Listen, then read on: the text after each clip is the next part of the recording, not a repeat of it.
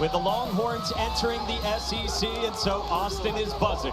Colorado State's in town, and Texas is coming off a trip to the college football playoff. The Horns are preseason number 4, and they open up at home. With that, we say hello and thanks for joining us. Alongside two-time All-American, former NFL linebacker Kirk Morrison, I'm Mike Monaco. Don Davenport joins us in a moment. A lot is different in college football this year. One thing, though, that isn't Texas and the expectations. Well, I'll tell you this. Let's start by this, Mike, okay? We don't have to ask, is Texas back? Yes, they are back. And guess what? The 24 version, I think, is better than the 23 version. Their quarterback's back as well. Quinn Ewers in for more on him. Let's say hello to Don.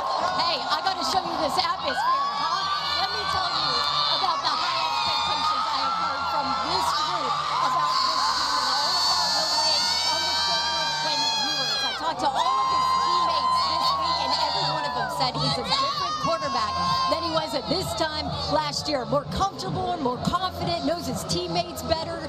You'll even see it today. More vocal than he's ever been. Guys, Coach Sark said this team is on a mission, and that starts now. He's back. He told us he knew that before the Washington game, that he wanted to come back. And we think we know what Don said down there in the crowd here in Austin. It's buzzing down here at DKR, man. It's a fun time. College football is back, Mike. Excited to be with you. You too, my man. Sark leads the Longhorns, and they'll get the ball first. Colorado State won the toss and deferred. So DeAndre Moore and Matthew Golden are back deep, ready to get it from Brian Hansen.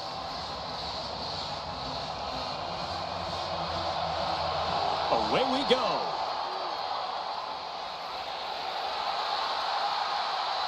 The Houston transfer Golden is banged at the 15, slips a tackle, and fights for more yardage out to the 25. So Quinn Ewers is one of the names and faces of the sport. He begins a third season quarterbacking Texas.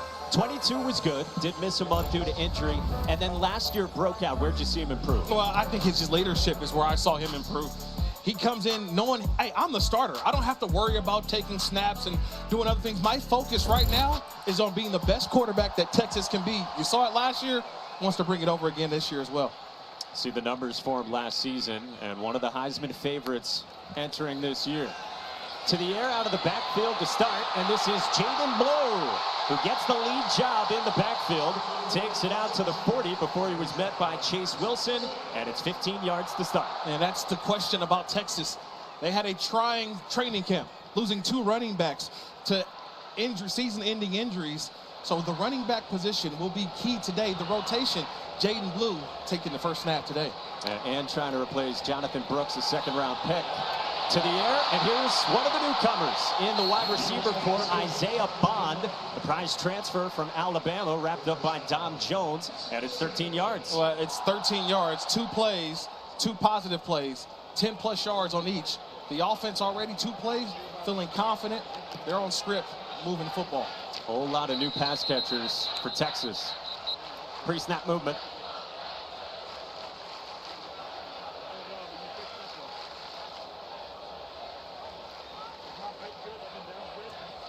We await the word from David Smith.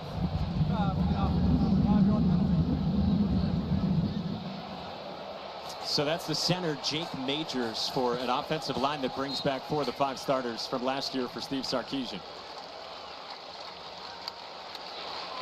First down at 15, and on the ground it's Blue, and there's not much there, just a couple of yards into the teeth of the Colorado State defense. Rams coming off a 5-7 season a year ago, led by third-year head coach Jay Norvell. And Chase Wilson wears the green dot with the helmet communication from his defensive coordinator, Freddie Banks. Second down and long. Ewers with time, sideline and too tall for his tight end Gunnar Helm from Colorado. Third down. Yeah, one thing that Coach Norvell and these Colorado State Rams, they understand what's in front of them, playing against the number 4 team in the country, but they're coming here to compete. They're coming here to play with an edge, with a chip on their shoulder. They feel like they have the guys this year. A lot of guys didn't enter the transfer portal because of this reason, getting ready to play a Texas team. Big third down here. They're trying to get bowl eligible this season, and a huge third down from midfield indeed. Ewers gets rid of it quickly and incomplete. Intended for Isaiah Bond, and the Rams get a stop, and it's 4th down. That's a huge stop, right? Think about the first 2 plays of the game. We saw positive plays by Texas, but Colorado State does what? They just stay calm. They make their plays, and they're getting off the field early on. This is a big win for the Colorado State Rams on the first drive. First 2 minutes, Quinn Ewers in the offense departs for the Longhorns, and Freddie Banks has got to like that with his defense. Michael Kern is the true freshman from Fort Lauderdale, big recruit, and he gets it away inside the 10, and a fair catch from Colorado State star Torrey Horton. So, Braden Fowler Nicolosi, QB's Colorado State. Week 1 last year, he stepped in for Clay Millen, kept the job with the huge Colorado rivalry game and moving forward, and he threw for nearly 3,500 yards. Look, led the Mountain West Conference in those passing yards, like you mentioned, Mike. This is a quarterback that we saw kind of grow within our eyes. He redshirted last year, was in a competition. He didn't have to worry about a competition this year, Mike. He knows he's a starter, had a terrific camp, and now he's ready to bring it to the football field in the regular season. Spent a couple of his high school years here in Texas as well. Told us he's got 60 people here watching. He'll throw it, and it's a screen to start to Torrey Horton, and he's wrapped up immediately behind the line of scrimmage. Anthony Hill was back there, and it's a loss of 3. No, we're going to say his name a lot today. Number 0, Anthony Hill. He, to me, is the biggest playmaker on this defense. He seeks the football, and once he sees it, he go gets it. I always say he's a go-getter. Getting that ball right there in the backfield. That's a little tackle for loss, but he's the big play guy for this defense. Off the 12-win season last year, Steve Sarkisian said to us Anthony Hill is a budding star.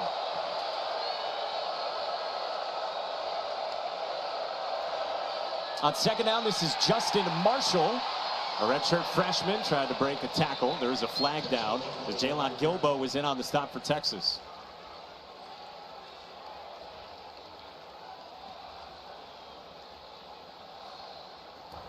Holding on the offense, number 69.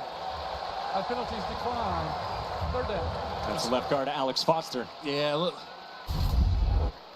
You're going to get a little penalty right here in the middle of the hold. And this is an area of concern because remember, this Texas front lost to Vondre Sweat. They lost Byron Murphy. Are they going to be able to get some guys who can penetrate and cause ruckus in the middle of that defense? And already forcing a holding call. There was decline, so 3rd down and 10. Fowler Nicolosi out of the backfield to a spinning Marshall, and he's wrapped up. Strung out well by the safety, Michael Taft, and the Longhorns counter with a stop of their own. Man, Michael Taft came all the way from right field, right? That's one of those plays where you just hoping that the ball gets to you.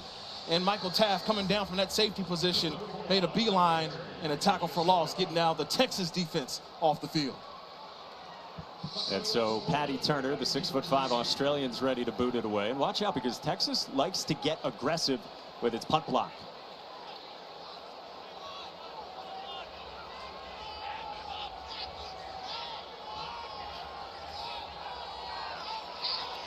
He's a directional, low-line drive kicker, takes a bounce all the way into plus territory and scooped up by Silas Bolden, and the Oregon State transfer is swarmed at the 36. A stop on each side defensively. Come on back to Austin after this.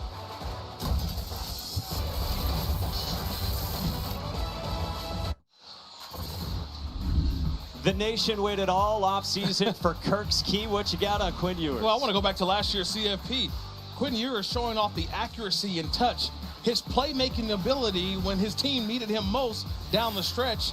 And the quarterback has built on what I think this offseason, going through progressions, being able to go through the all 5 eligible and find the right guy. Those are some of the things that have a lot of those NFL scouts down there on the sideline pregame that me and you saw, Mike. You can see his progression and what he's going through as he sets up a second Texas drive with Jaden Blue slipping a few tackles and getting to the edge just past the 40 and a solid gain of 7. Opportunity. And this is the opportunity for Jaden Blue. He's had to wait 2+ seasons for his opportunity to say, you know what, I'm going to be the leading back. Due to injuries, he's going to take the bull by the horns, no pun intended here, to see what he can do with it for this offense for Texas. Sit behind the likes of Brooks, Bijan Robinson, and Roschon Johnson over the first couple of seasons here at Austin. Takes it off the left side and finds a seam. And Jaden Blue lowers the shoulder to the 40 on Henry Blackburn and picks up 17 more. We just talked about so many great things, but when you have an all-American type center in Jake Majors, just watch the big man get out and block, leading the way for Jaden Blue. When you have a center that can snap the football and get out and lead block, tell me, it's going to break for a lot of success throughout this season. And talk about finishing a run as well from Jaden Blue. And plus territory, Ewers across the middle. He's got Gunnar Helm. Hurdles him in. Slips a tackle, and Helm takes it inside the 10. Bumped out by Boom Jock, and Gunnar Helm sets up the Horns after 37. Just an outstanding play call. Things are moving so fast. But when you're running the ball effectively and the screen game is working, all eyes are on the backfield. And nobody had their eyes on Helm, was able to sneak behind those linebackers for the big game. Senior tight end who steps up with Jatavion Sanders off to the NFL. First down and goal. Quintravion Wisner is the new running back. Up the middle, touchdown. Quintravion Wisner with the first score for Texas.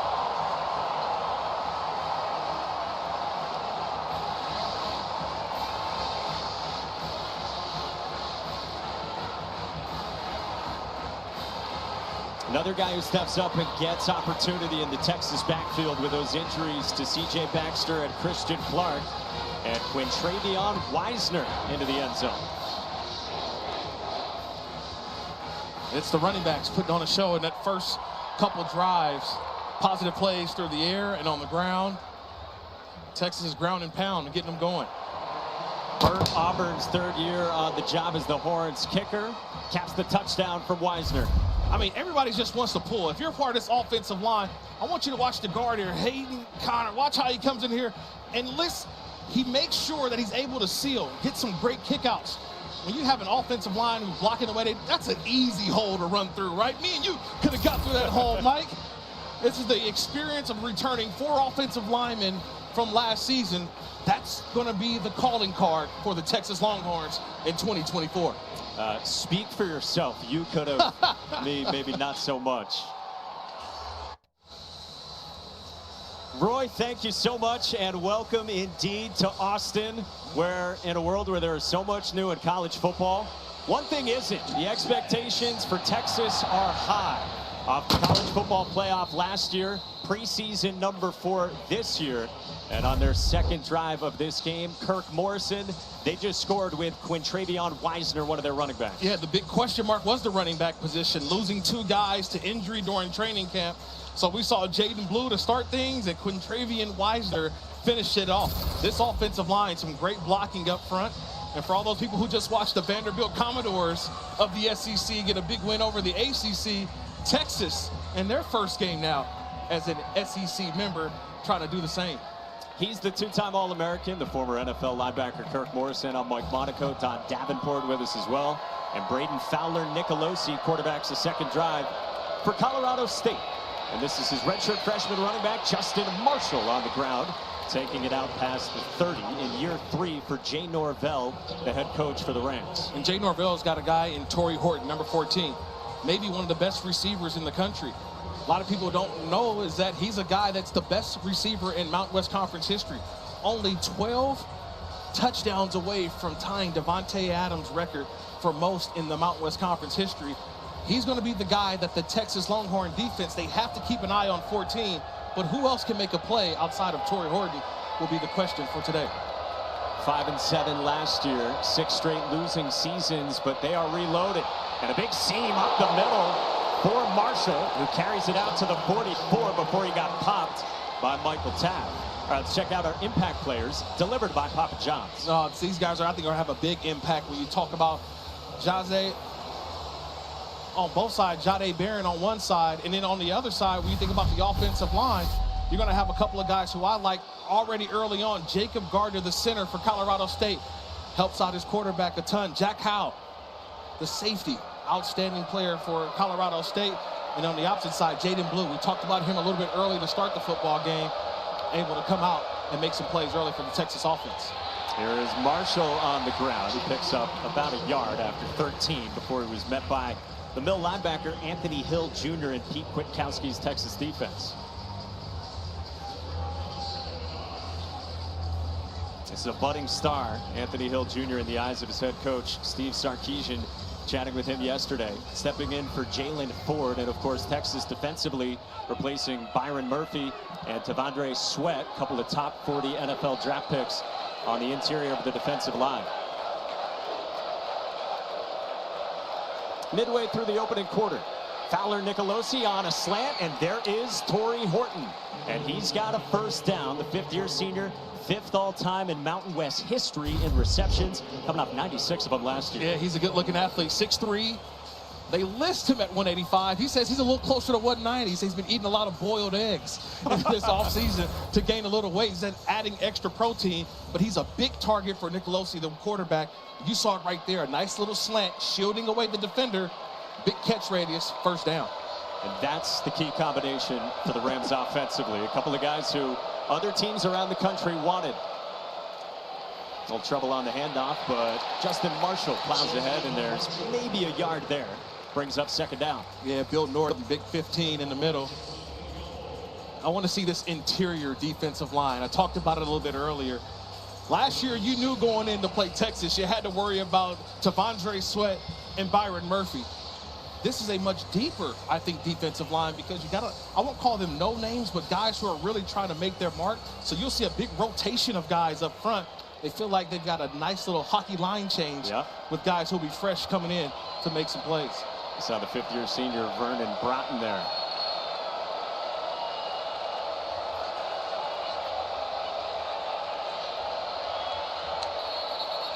And whistles pre-snap. Play clock was winding down. Delay game on the offense, number 16. 5-yard penalty. Second down. The type of stuff you've got to avoid when you're coming here against number 4 in the country. Yeah, these are the things that, look, game number 1, I always look for, right? It's procedural penalties, delay of games, illegal formations, false starts, things that are really self-inflicted, nothing about the on-the-field play or in-game or in-play. So now second down at 14 from midfield for the Rams. Braden Fowler Nicolosi swarmed, got rid of it, and floats it incomplete. Texas engulfed him, and it's third down. Hey, our ABC college football tripleheader is capped off tonight with number 7 Notre Dame in enemy territory against number 20 Texas A&M in College Station, with coverage starting at 7:30 Eastern. The Mike Elko era. Can't wait to see that one tonight. Marcus Freeman, Notre Dame. Big matchup to start the season for both those ball clubs. Texas, of course, will be keeping eyes on that and the Aggies all season. Third down and long.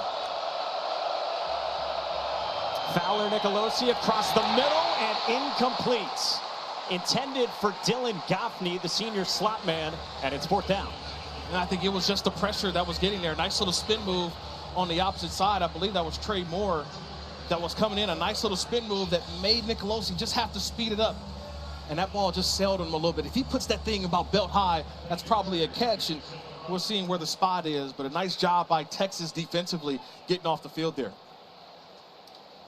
And so Patty Turner comes back out, the 6'5" Australian, ready to send it deep to a couple of Longhorns, including Silas Bolden.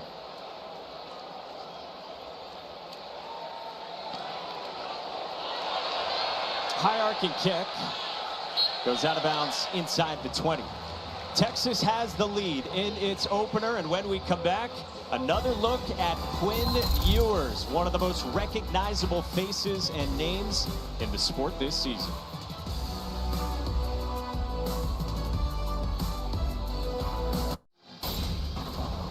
Welcome to ESPN College Football, delivered by Papa John's. This is Modelo Kickoff Week. Back in Austin, Texas, with so much new in college football this year, including coach-to-player communication.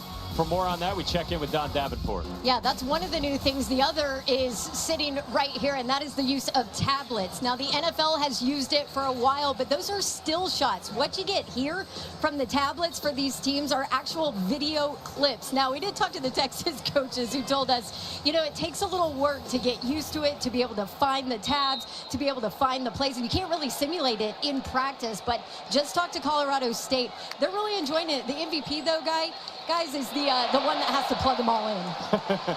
And make sure everything's charged up. Jonte Cook across the middle for 11 yards. How do you think, Kurt, that it's going to impact things this season? Well, you better be truthful with your coach. That's what I would say. It's not, oh, coach, I didn't see him. Like, no, he's right there in the gap. You better block him. You better tackle him. So, look, guys on the sideline, great information just for you to go out there and be a better player. Making corrections huge in game. Texas has the lead and is on the move with Quinn Ewers throwing into coverage, and Ryan Wingo makes the catch. Out past the 40 with Don Jones draped all over him, the first collegiate catch for the blue chip recruit. Okay, so let's just start counting how many wide receivers are going to make catches today. This is the true freshman, Ryan Wingo. That's a big boy catch. Look, he goes 6'2", 210. He's got a defender draped all over him, and yet he's able to come back to the football. That's a nice big hand catch, body catch, getting the ball down. Nice true freshman, Ryan Wingo, making a play. A guy who was 33 in our ESPN 300, and here he is on a screen, and the big-bodied Ryan Wingo lumbers out past the 50. It'll set up second down and short. This is just easy plays, right? That's just, to me, that's an extension of their run game. It's a quick throw to the outside. You get the offensive line out in front, and Wingo just follows the caravan. Quinn Ewers has already thrown for 101 yards here in the first quarter. A search for space for Jaden Blue, and he will lose a few, and it'll set up third down and medium. Jaden Blue, the ball carrier. And these are the plays, these are the downs that I want to see for Quinn Ewers. This is a big down for him because NFL scouts, they want to see him stand in the pocket, make those plays, make those throws, scan the defense, and make the right play. Something you asked Steve Sarkisian about, and he said he wants it as much as possible as Quinn Ewers is thinking like his head coach on where to go with the football and not holding on to it. Their second third down, it's a flip out wide for Jaden Blue with a cut, stayed on his feet, and picks up a first down. The ability to make guys miss. That should have been a tackle for loss or a no gain. But the ability of Jaden Blue to do what? Make guys miss at the point of attack. He makes the linebacker, Chase Wilson, the green dot linebacker, makes a miss, and it's a big gain for the first down for the Longhorn offense. Jaden Blue, who has waited his turn, is flashing here in the opening quarter of the season. Ewers is swarmed, and he goes down. Gabe Kershke, the Wisconsin transfer, got to him. All right, so we've talked about it, what Texas lost and what they're without due to injury in the running back room. Yeah, Jonathan Brooks, he goes to the National Football League, to the Carolina Panthers, but C.J. Baxter, who a lot of people thought would be the starter going into this season, he went down with a knee injury last play of practice. And Christian Clark, the true freshman, had an Achilles during the actual individual portion of practice. So bad luck on that front, or that running back room. But the charge choice, the running backs coach, still feels confident about what they have in that room. Isaiah Bond makes the catch and spins out of bounds right near the 40, 8 yards, and it sets up third down and manageable for the Horns. Isaiah Bond, the transfer, comes over from Alabama, and that's a huge, huge pickup in the transfer portal. You think about bringing in a receiver who had 888 yards at his time at Alabama, comes in and gives this room an added boost. Because we talk about the departures at the running back spot. We don't even want to go into the departures at the wide receiver position. The top three receivers last year, all in the National Football League. And their top 6 in receptions, all unavailable. Third down, it's a screen, and this is Quintravion Weisner with some burst, and he's got plenty for a first down to the 22-yard line at 18 yards before he was met by Henry Blackburn. Now, this one word describes Weisner. Juice. Everybody kept saying it, right? He's got juice. You get the ball in his hands, and you can see the juice. He goes from 0 to 60. One of the quickest players, I think, in college football. You mentioned that juice and the injuries and departure of Brooks in the running back room. Steve Sarkisian said to us yesterday, You don't want to see it, but we got faster at that position. Nothing doing on the ground for Jaden Blue. It's a loss of a couple with James Mitchell in on the stop for the Rams. That's a big stop there, yeah. You celebrate after that one, big fella. You go in there and make a play in the backfield and kind of just stop the momentum. This Texas offense has been playing. They've been getting positive yards play after play. You just need a play to calm down. And that's what the Colorado State defense is doing right now, just trying to calm down, keep things right in front of them. Second down and 13, and Ewers finds Blue out of the backfield. Ball came out. Did he hang on and make the catch? And now the signal is incomplete along the sideline.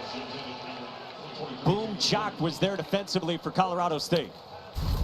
And you dial these up, and you, in practice, you say, we've got it, we've got it. We've got the linebacker on the running back, and just couldn't corral it in. He had it in his hands, but as he went to the ground, a nice job by Boom Jock. You mentioned number 8, the linebacker. See how he finishes? He finishes and forces that running back, Blue, to have to hold on to it throughout the process. Didn't do it. A lot expected of Boom Jock this season for Colorado State, stepping into the Mike spot for the Rams. First incompletion on the drive. Ewers steps up, has it batted in the air and intercepted. Picked off by Colorado State's Chase Wilson off the ricochet.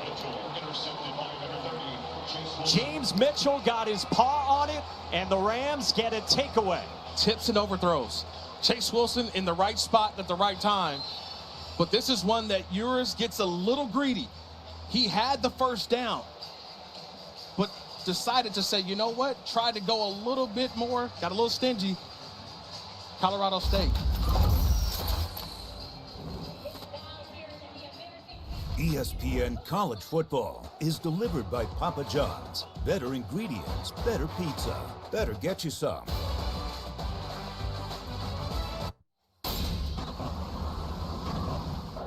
You're watching Modelo Kickoff Week.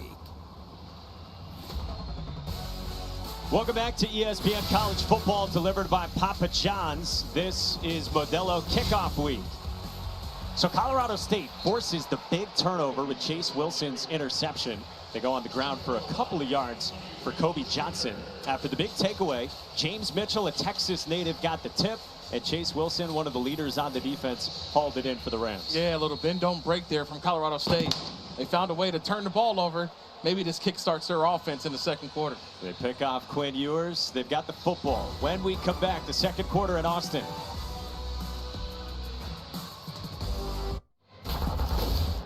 One quarter in the books here in Austin. Coach, your team forces a turnover. Offense now with the ball. What do you need to see on this drive?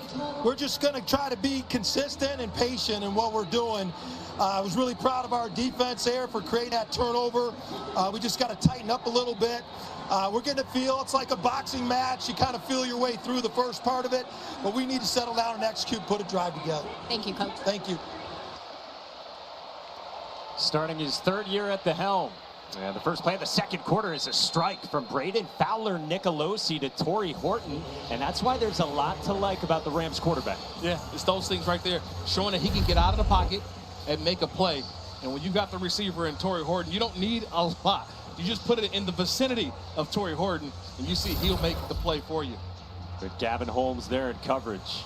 Braden Fowler Nicolosi slipped it through.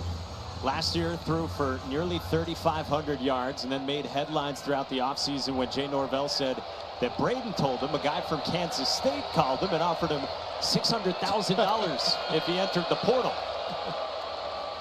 It's a handoff here to Justin Marshall, who goes tumbling for a few yards past the 30, and that's the type of intrigue there is with Colorado State's quarterback. Yeah. Look, last year he had 5 games over 300 yards. Okay, he had a career best 462 versus Utah Tech. He can flat out throw the football, but it was his last year. I mean, his last year was his first year as a starter and didn't win the job coming out of camp. So this is a guy who's really, this is his first year as the true starter, that he took first team reps throughout training camp and didn't have to worry about a competition. 16 interceptions. Jay Norvell said to us they're looking to cut that number in half this season. Out of the pistol on second down. Braden Fowler Nicolosi throws and finds his tight end, Vince Brown, for no gain. Don. Yeah, we've talked so much about the change in Quinn Ewers, right? Comfort and confidence. Well, how about Braden Fowler Nicolosi? You know, Kirk, you were mentioning just limited number of games last year. This year he came in knowing he was the guy, and DB Jack Howell told me he has seen less panic from his quarterback. His eyes stay up now when he scrambles. I feel it, a little bit of a quiet confidence on the sideline from him, and this is a big environment. Yeah, big environment, but he's got 60 family and friends here. So he's got a little confidence going and wants to show the hometown fans who came to see him a little something. On third down, Braden Fowler Nicolosi toward the sideline and incomplete. Gavin Holmes in coverage against Armani Winfield. Fourth down. You can't play any better coverage than Gavin Holmes. He's right there in the hip pocket of the receiver. That's the stuff that you want to see. This is a defensive back group last year that collectively the number was 116. They were one of the worst passing defenses in college football. Now look, granted, they did have the most attempts close to it last year, but this defense, in the secondary especially, they want to have a much better showing this year than what they had last year. That's something Pete Kwiatkowski has heard a lot about throughout the offseason for Texas. Patty Turner takes off with it, and Patty Turner is not going to get close. He started to run, makes it as far as the 31, and a huge sudden change for Texas. And I don't believe that this was a fake.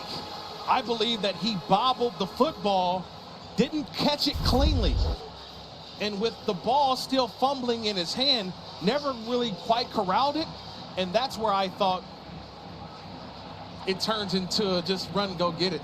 I think he saw the defender who was right there that may have had a chance to block it, and that scared him just a little bit, and he just takes off and runs. Well, and that's how they use him in terms of running him in different directions. Jay Norvell has talked about that they like their punt game, operating that way. But with him on the move, maybe didn't get the handle, and it forces the turnover on downs. From the 31, this is Quinn Ewers. Down the seam for Bond! Could not hang on, and it's incomplete. Nearly made a fantastic leaping catch against Jack Howell. What a nice job there by Jack Howell, just playing. Watch him, right? Watch this guy in the middle of the field. Jack Howell, he's just sitting there, he's waiting. Watch how far he breaks on this football and knocks it out right at the end. That's an outstanding job by Jack Howell, the first team All Mountain West Conference defender a year ago, just playing his cover 2 zone and making a play on the football. Two-time captain as well for the Fort Collins native against the blue chip transfer Isaiah Bond. On the ground, Quintravion Wisner plunges forward, takes it inside the 25 for 7 yards, met by James Mitchell. As we get close to this red zone, I want to see how this Texas offense operates. They felt like they didn't do enough last year in the red zone. Everything was all about the big play, right? The deep ball down the field. This is where you want to see this offense as they approach the red zone, especially 3rd and 3. Can they get these tough yards and execute down the field? It's 3rd down and 3 for the Longhorns. Wisner up the middle, and it looks like he's about a yard shy. Very close with Dom Jones, the corner from Duluth, Georgia. And it's 4th down. And I don't think Coach Sarkisian says, no, let's just leave the offense out there. 4th and 1. This is where you rely on the 4 returning starters on the offensive line. This is where you rely on those tight ends, getting those opportunities. And you rely on the big back in the backfield. Jaden Blue said he's put on a little bit of weight too, being your hammer up the middle. 12 personnel with Blue, the 200-pounder, back into the game, and there's movement up front. And looks to be a false start ahead of 4th down and 1. Snap infraction on the offense. Number 65, 5-yard penalty. Still 4th down. Self-inflicted wound, that's the center. That's Jake Majors, who talks about being the eyes and ears of his quarterback. And that one right there, that cost his team 5 yards. And This is what I just talked about, executing near the red zone, in the red zone. A penalty takes them out of an opportunity to score a touchdown. Now they're forced to kick a field goal. And not what Steve Sarkisian and the Texas offense wanted. So Bert Auburn comes out. First team Big 12 last year, got a scholarship over the summer. And from 45 yards, Bert Auburn is good. So a false start and then a snap infraction have been costly for Texas, but they tack on to 3 anyway, lead by 10.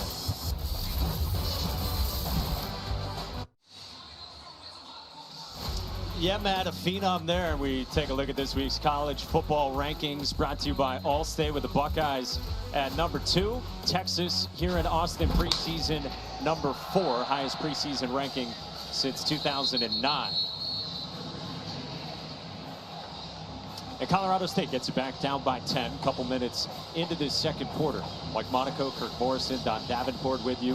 What do you need to see here from Jay Norvell and his group? I think what he said to start the second quarter, we just got to put a drive together, get a couple of first down, a couple of positive plays, not allow the self-inflicted wounds to hurt us and stop the drives. Remember, they gave up the ball in the last series because of a punt, because the punter either mishandled it, saw a opportunity for it to be blocked, and it cost them that possession. So just have a clean possession is all I probably think that Jay Norvell has told his team. Went 3 and out, punt, and then that funky punt that led to a turnover on downs for the Rams. Drive number 4 for Braden Fowler. Nicolosi gives it to the redshirt freshman running back Justin Marshall. What do you think of the way they built their team? We mentioned the high-profile guys that they've hung on to as well. Yeah, I think a case in point is the guy who just ran the football there, Justin Marshall. Was a guy who last year they got in recruitment. He comes in, and they redshirt him for the most part. Played like the last 3 games of the year due to injury, but they built their team throughout recruiting the high school players, and they develop them over time. And instead of going off into the portal, guys are staying around Colorado State because they love to be developed, and they love the culture that Jay Norvell has brought to Fort Collins. Marshall goes barreling ahead, gets maybe a yard, brings up 3rd down. David Benda on the stop. I like this where you get 2 positive plays on 1st and 2nd down. Now you're in a 3rd and medium. You've got the opportunity where you can find Horton on one of those quick outs, or you have a quarterback that can make things happen if it's not there initially. We want to see when this Texas defense make a stop here on 3rd and short.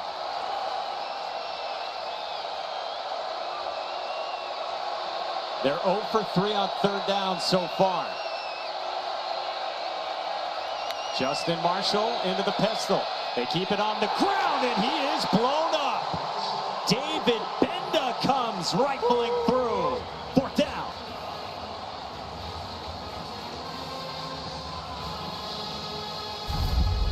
Benda and Hill. Benda and Hill. You're just going to see 33 flash. The play is running, and 33 comes out of nowhere. Benda, he's lined up about 5 yards off the line of scrimmage. And if you don't get 2 hands on him and get in front of him, David Benda's going to make that play every single time. That's the big play in the backfield. We saw Anthony Hill make one earlier. Now David Benda says it's my turn, getting this Texas defense off the field. 6th-year senior who said he stuck around because he wanted to finish this turnaround at Texas. And now we get Colorado State taking a timeout with the play clock winding down ahead of a punt.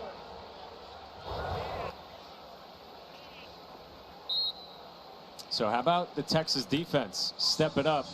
David Benda, only player left from the class of 2019. 4th down after this. Since we last saw you, let's catch you up on conference realignment. So when we left off last season, we're at 14 teams in the Southeastern Conference. Now, of course, we're up to 16 teams. 2021, the announcement of Texas and Oklahoma joining the SEC. It was July 1st when the schools officially made the move from the Big 12. So a new era starting here in Austin today. Yeah, it's fun walking around pregame and hearing the fans yell, SEC, SEC. Oh, man, some rivalries will be renewed. Excited for Texas and what's to come about this season. Excited, for sure. It's a loaded schedule. Oh, man. You got Michigan next week. Game day is headed there. You got Georgia, and then, of course, you finish the season with A&M. Yeah, the Lone Star Showdown. That's going to be a fun one. Giggle versus Hooker. Well, Colorado State was forced to use a timeout before 4th down before the break. And now Patty Turner sends a line drive toward Silas Bolden at the 30, and he is dropped immediately. All right, so Quinn Ewers, what have you seen from him so far? Well, there's been a good and there's also been the bad, but I love the good. When you're running the football and you've got everybody, all the attention is where? On the running game. Ewers is one of the most accurate passers when it comes to getting that ball behind that first and second level. But then here's where the quarterback has to either let it rip or just make a decision. He tries to make something happen, waits too late, ball's tipped in the air, and that's an interception. So those are the good and the bad of Quinn Ewers that he's just going through, but he's mastering this offense. Those are the plays that he'll go back and learn from as the season continues to go on. He starts out this drive with a clean pocket and firing into space. Matthew Golden, the Houston transfer, is tripped up just outside the 30 by Henry Blackburn after 38 yards. Yeah, after starting out 8 of 10, he had missed his last 3 passes, but that'll get the confidence going again. Quinn Ewers, just watch, clean pocket. Once he turns his back to the defense, he turns back around, he knows where he wants to go with the football, and that's the accuracy we talked about. He's thrown for $165, gets it out quickly. This is Juan Davis making his 2nd career catch, part of the tight end room for the Longhorns, and it's a 1st down. Yeah, they lose Jatavian Sanders to the National Football League, and Juan Davis was actually the guy that Quinn Ewers said he couldn't wait to have out there on the field. They go back to 7-on-7 back in the 8th grade, so Juan Davis making his presence felt on this drive. So we've seen Helm and Davis among the tight ends, also with the Alabama transfer, Amari Niblack in that room. On the ground, Jaden Blue toward the sideline, and Blue has run physically here in this 1st half, met by Dom Jones. Such a downhill runner, love that from Jaden Blue. When he gets that football, he is north and south. He's trying to go north and south. Not necessarily the east and west guy, but that's what Coach Sarkisian and this offense, they want to go between the tackles. They don't want to get out there on the edges. All right, here's red zone again. You were talking about this earlier, and you see the red zone ranks for Texas last year. Big focal point for Steve Sarkisian. 2nd down, Quintravion Weisner is met after just a yard. 3rd down. Now this is where it gets fun. Defensively, Colorado State playing your zone, playing where you need to be. Offensively for Texas, how do they execute in the 3rd and medium inside of the red zone with this constricted field? Ewers is at his best when he's got a lot of room, but not a lot of room to operate here inside the 15. Sark said we can't stub our toe in the red area. 3rd down. Ewers gets rid of it quickly. He's got Isaiah Bond turning upfield inside the 5. Bumped out by Isaiah Esisima after 11 yards, and it's 1st and goal. Receivers helping out wide receivers. You got to love it. I want you to watch this receiver right here. Not the one who makes the play, but just getting out there as Matthew Golden does an outstanding job of creating space. And now Jaden Blue takes it down to the 1 with the Longhorns going up tempo.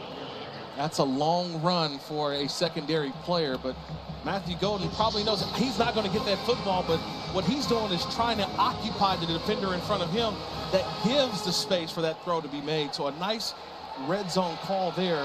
You follow it up with a run and see if they can punch this thing in inside the 5. 6 plays, 69 yards. Inside of 6 to go in the 2nd quarter. Ewers for the end zone, and it is caught. Matthew Golden for 6.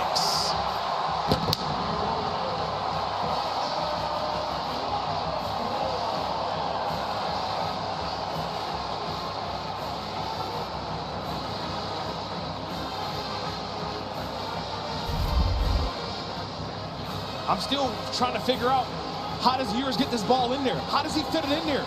That's outstanding coverage by Elias Larry.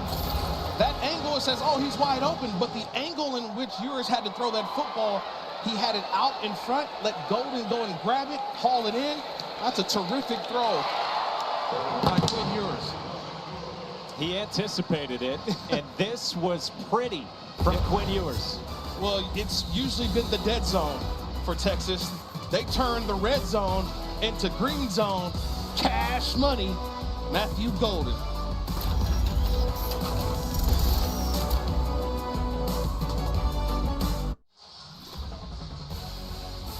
You're watching the SEC on ESPN.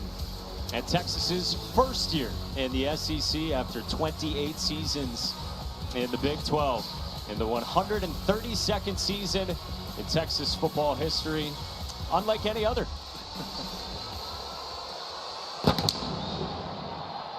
Will Stone gets the kick away.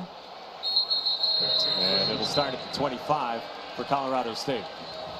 Let's check out the Taco Bell Live Más student section. All season long, student sections across the country are competing to be the Taco Bell Live Más student section of the year.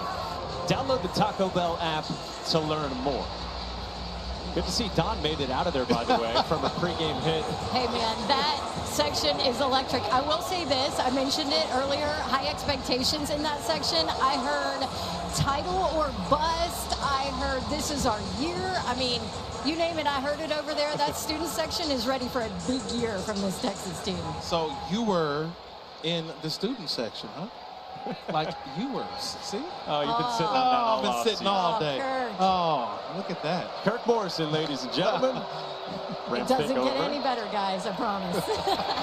Down by 17, Braden Fowler, Nicolosi to a leaping Dylan Goffney. Goffney, a native of Cypress, Texas, who started his career at SMU. Yeah, you mentioned it. Cypress, Texas, 19 players on this Colorado State Rams team from the state of Texas. So they've got a lot of family and friends here, and they want to get some points on the board. That's what I think you have to preach to your guys on the sideline right before the half. How can we get some points on the board and feel confident going into halftime? They've gone from 3-9 to 5-7, and now to year 3 under Jay Norvell. Second down, this is the 6th-year senior Cody Johnson, who tried to lower his shoulder. Ball squirted out, but they have marked him down very close after Maurice Blackwell Jr. was in on the stop. You know, one thing I've been impressed so far, and it's just one half of play, I've been impressed with the tackling from Texas. And this is one of the hard parts of college football. And Coach Sark talked about it. We have live periods, but when you go live periods, you're also susceptible to guys getting hurt, and they've had those injuries on the offensive side, but tackling on defense has been fantastic. And it sets up 3rd down and 1. The Rams so far are 0 for 4 on 3rd downs in this first half. Keegan Hollis gets his first carry, and he picks up the 1st down. The redshirt sophomore, former walk-on, who's had 2 ACL surgeries on each knee. Yeah, just all you need is a tough yard, and he gets it. Now find the crease, go get it. Head down, punch forward. That's a 1st down pickup for Colorado State. And we have seen Colorado State offensively slow the tempo, something we heard from their coaches this week. Told us they wanted to play some keep away against all the home run hitters, they said, on Texas offensively. Braden Fowler, Nicolosi off his back foot downfield, and it is intercepted. Jahdae Barron, the takeaway. Up the sideline, and out of bounds, shy of the 40.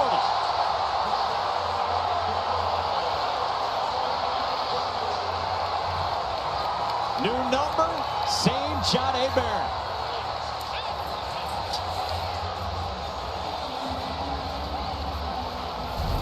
Jahdae Barron was one of my impact players, and you got to just watch Jahdae throughout this series. He's right up here up top.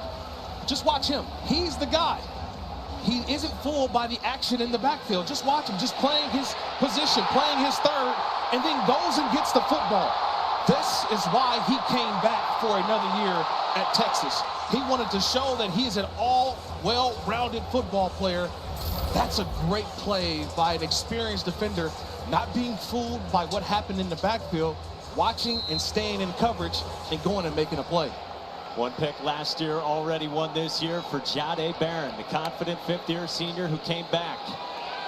And now Quinn Ewers will just check it down, incomplete for Jaden Blue. How much did we enjoy talking with Jahdae Barron yesterday? What do you mean? We didn't talk to him. He talked to us. He interviewed us.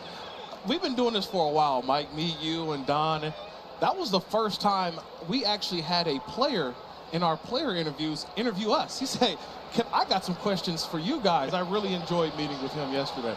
Yeah, John Bianco, the SID, was like, are you done, Jade? Can we let him go? You good? Now on second down, Quinn Ewers surveys, gets it out in the flat. Jaden Blue aligns his blockers, and he's got a first down inside the 30 for the Longhorns.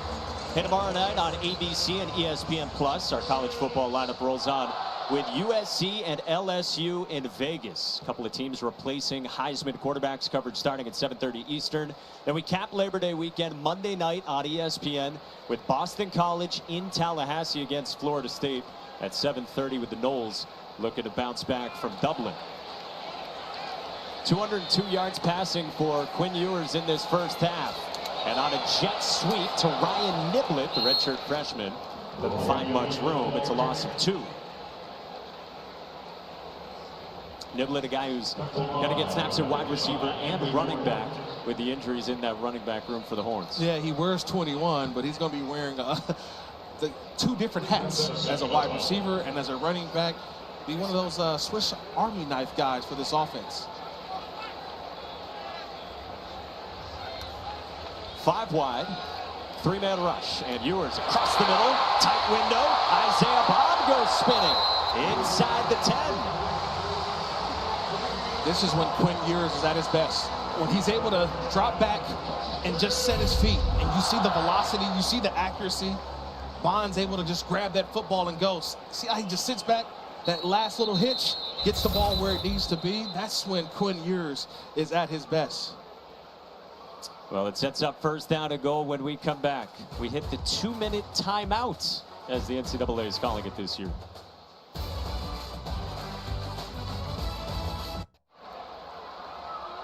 Matt, thank you. And here in SEC country in Austin, it's been all Quinn Ewers and Texas in this first half against Colorado State. Coming out of the 2-minute timeout ahead of halftime, leading by 17. Ewers to throw. End zone, Bond. Touchdown. His first in a Texas uniform.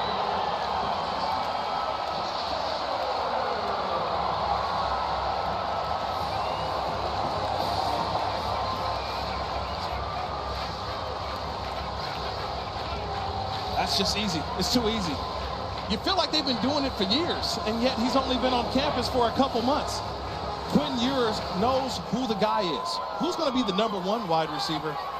I think Isaiah Bond is showing, hey, you can count on me. I'll be the #1 guy. Led Alabama in receptions last year. Hit the portal when Coach Nick Saban retired. And now here, looking to be in lockstep with Quinn Ewers in this first half of game 1. Absolutely. It's something about that left back corner of the end zone for some reason. Look, he gets the one-on-one at the bottom. An outstanding release. He gets inside and embraces to the outside. That left back corner, Isaiah Bond, I feel like we've seen that before. And be able to adjust his helmet in the route and still make a play. From another guy who's got mocked in the first round as well, Quinn Ewers going 8. So 24-zip is the Longhorns lead on Colorado State.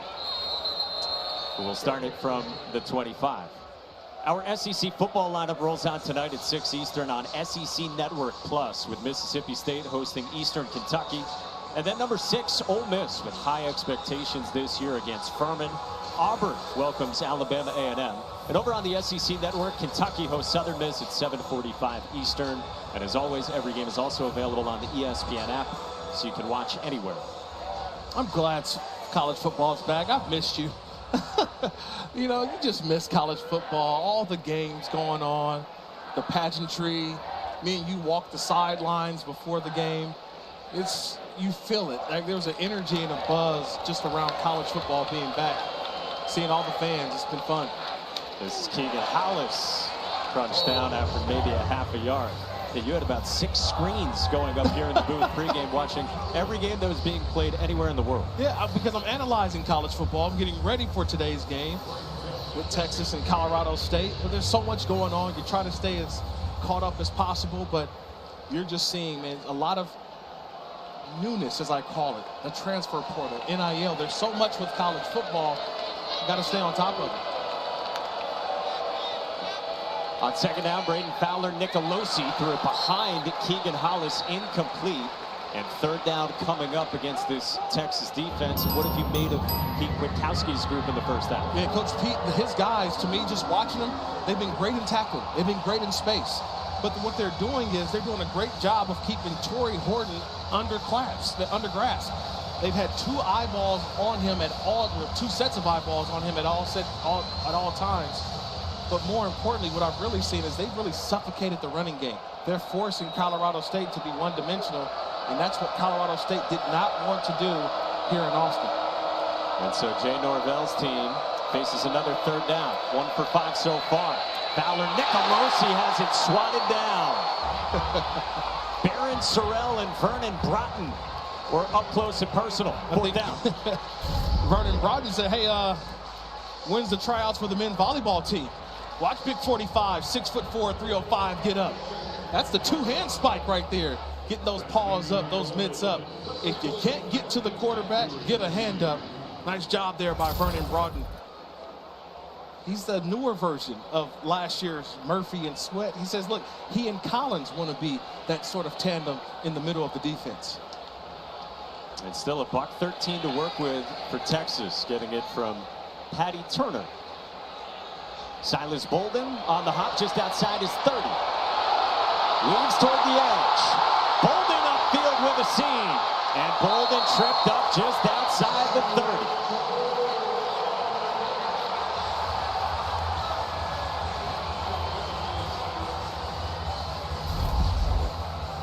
Well, Xavier Worthy's gone as the punt returner. Enter Silas Bolden this year. So you had Matthew Golden make plays earlier, Isaiah Bond, and then Silas Bolden, another one of these wide receivers, but an outstanding punt returner. You remember the name Silas Bolden? Yes, from his days at Oregon State. You just get the ball in his hands, and you see how explosive that he is. Another weapon for the Texas offense, but this time he uses that on special teams as well. 35 yards on the run back for Silas Bolden. And Texas will take a timeout.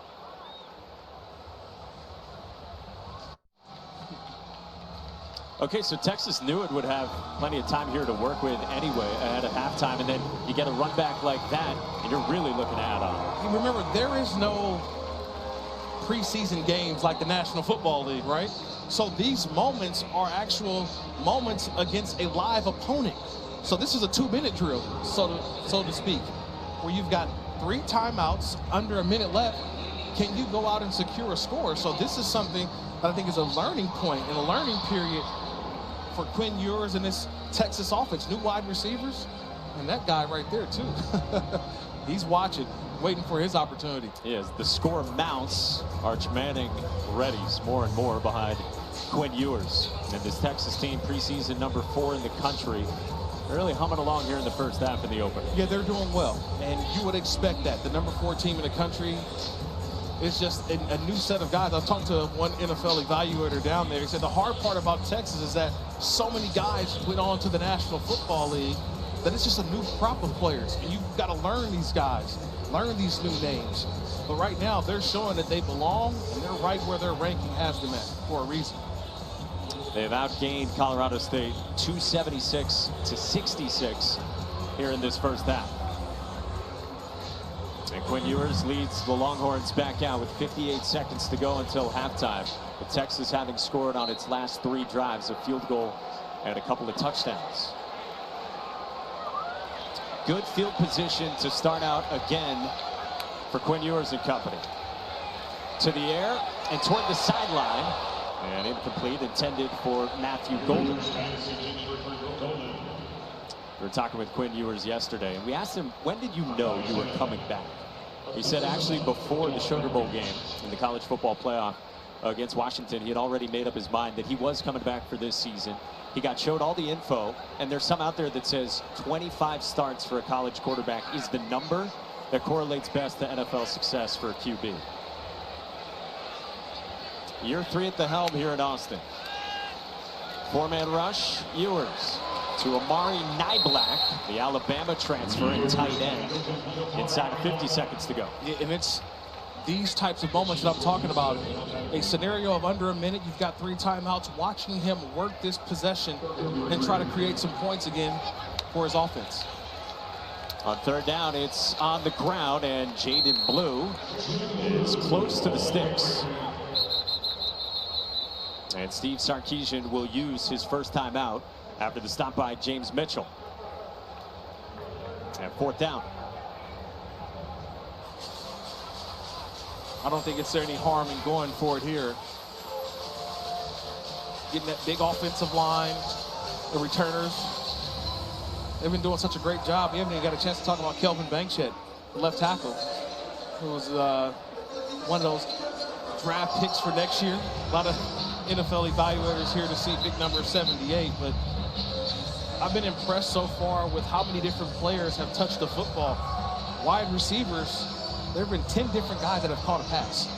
So they've got the skill position players, but it's these guys up front, the offensive line, wide receivers, running backs. Everyone knows their role, and Sark is putting them all together so quickly. So they will keep the offense out there on fourth down and 1. Did this earlier in the first half and had a false start and then kicked a field goal. Bond in motion, Blue up the middle with one cut, slips a tackle and wiggles down to the 11-yard line. 13 yards for Jaden Blue in a big first half. The interior 3. Hayden Connor, the left guard. Jake Majors, the center.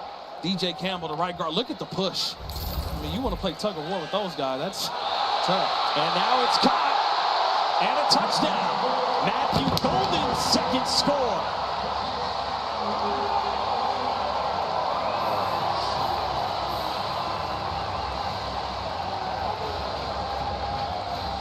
Well, the Houston transfer is enjoying his first time playing for the Longhorns.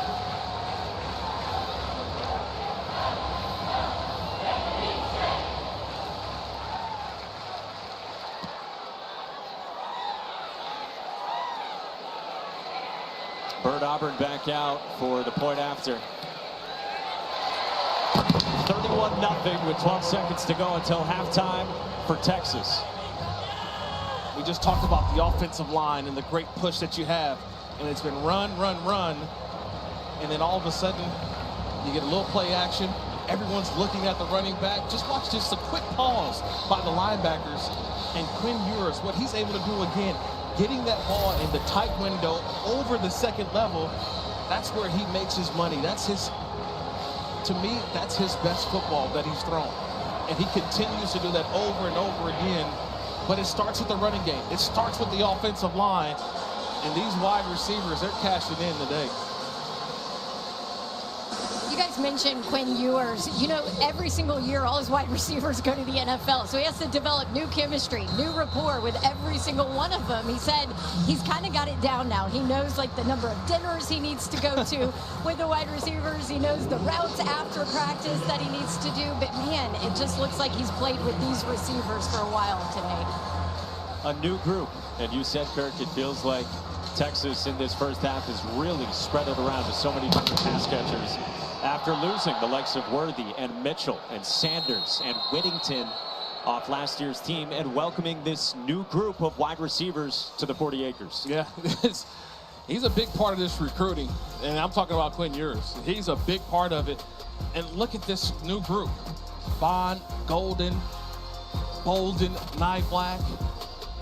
And the one thing that I've said, or these coaches at Texas have said, that everyone enjoys the process. Everyone plays for each other.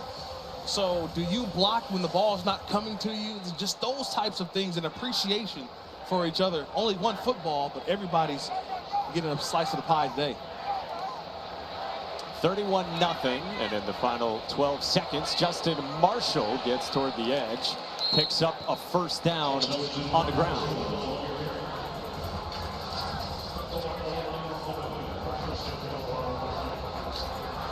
So final 5 seconds here for the Rams, who will just take this to halftime. So 31-0, and Texas looking very much the part of the preseason number 4. A lot going on in the college football world today with Joey Galloway and the coach Dan Mullen. We get you to the studio and Matt Barry.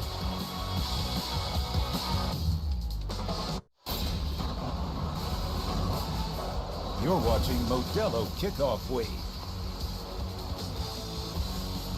Welcome back to ESPN College Football, delivered by Papa John's. This is Modelo Kickoff Week from steamy Austin, Texas on your college football Saturday, week 1. The Horns are happy. They're up 31 on Colorado State. As we welcome you back, former NFL linebacker Kirk Morrison, Mike Monaco with you, Don Davenport in a moment. Quinn Ewers back for Texas. A lot of new skill guys. How'd the offense look to you? Well, it looked to be like they're picking off or going what happened last year. They're doing it again this year. You saw that the offense, 10 different wide receivers were able to make a play. To me, it just kind of shows me that this offense, whoever they insert, Quinn Ewers is making everybody right. Yeah, he was throwing no-look passes as well at the end to Matthew Golden, who had a couple touchdowns in that first half.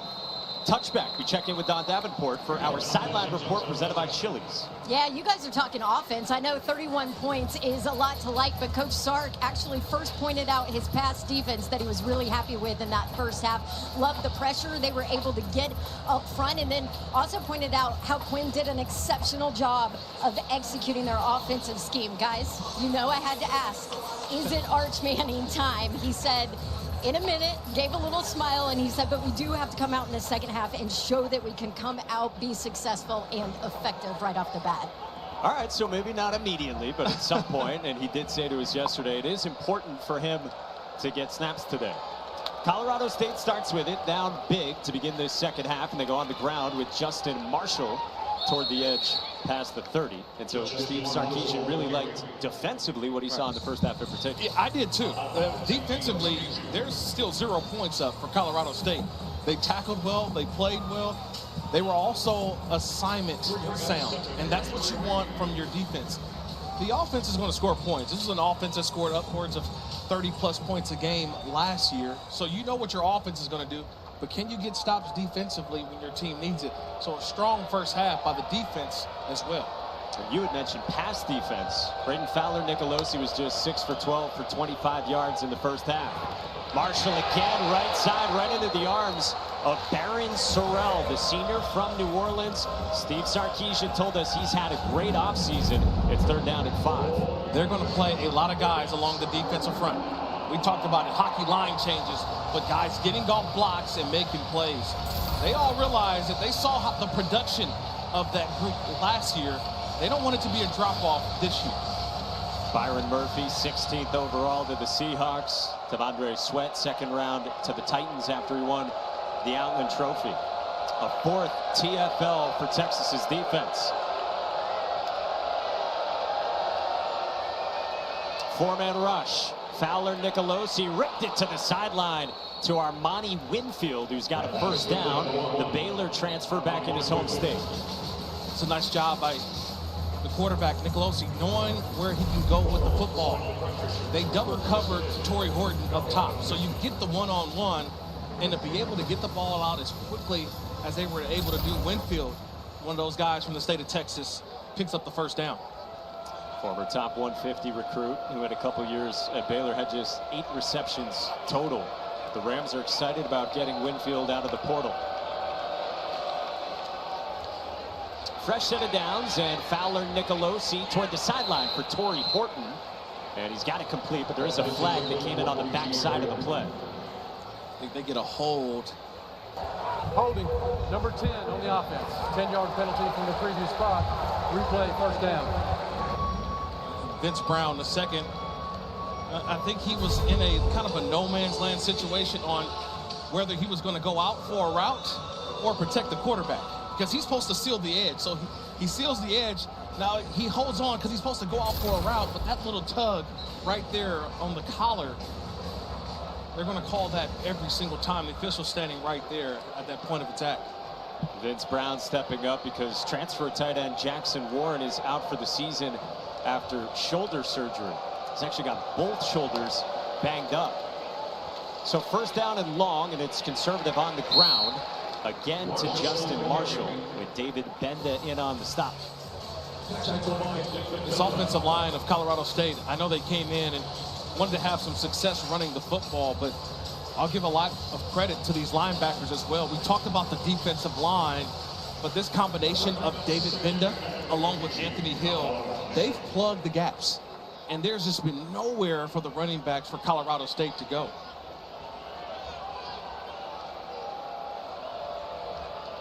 So now 2nd down and 17 for the Rams.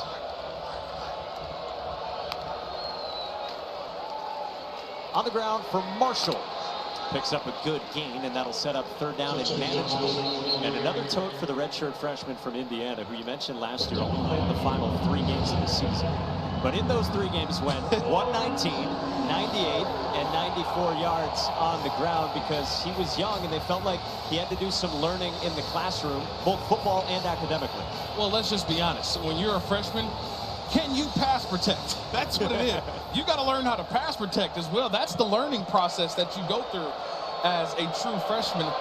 As the season came along, he got better at it and finally got his opportunity toward the end. And you mentioned it, 5.5 yards per carry. Passing situation, he comes out. Keegan Hollis comes in. 4-man rush. Fowler Nicolosi on a slant. Torrey Horton tried to spin away, and he is stopped a couple yards shy, about 1.5 yards. He got wrapped up, and it's 4th down. And they've done a great job of having so many defenders near Torrey Horton. They were not going to let him be the guy that just takes over this football game. So every time, you can see the frustration on Torrey Horton. Every time he catches the football, there's 3 or 4 Texas Longhorns right there in the area. So it's been a team effort of getting Horton down. Your own 45, you haven't been able to get anything going. You got to go for it here. You have to. You want to get something positive, especially coming out of the half. This is a big drive for your offense, and that's why I think Jay Norvell will take a little bit of time to think about it. And with the play clock winding down, Jay Norvell and Colorado State take a timeout. Trying to grab a little momentum here against Big Bad Texas in the opener.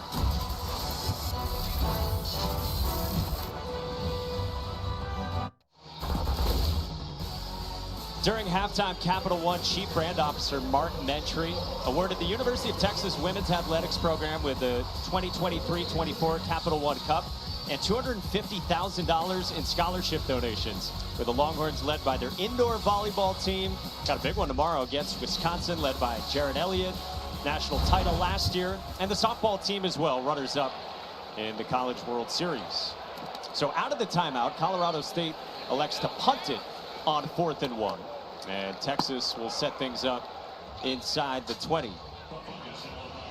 Let's do our tied player spotlight. And Quinn Ewers, 18 for 25 for 248 and 3 touchdowns. The way that he ran this offense in the first half, the only mishap was that INT at the bottom. But other than that, I don't even want to say that was his fault. It was a ball that was tipped in the air, was intercepted.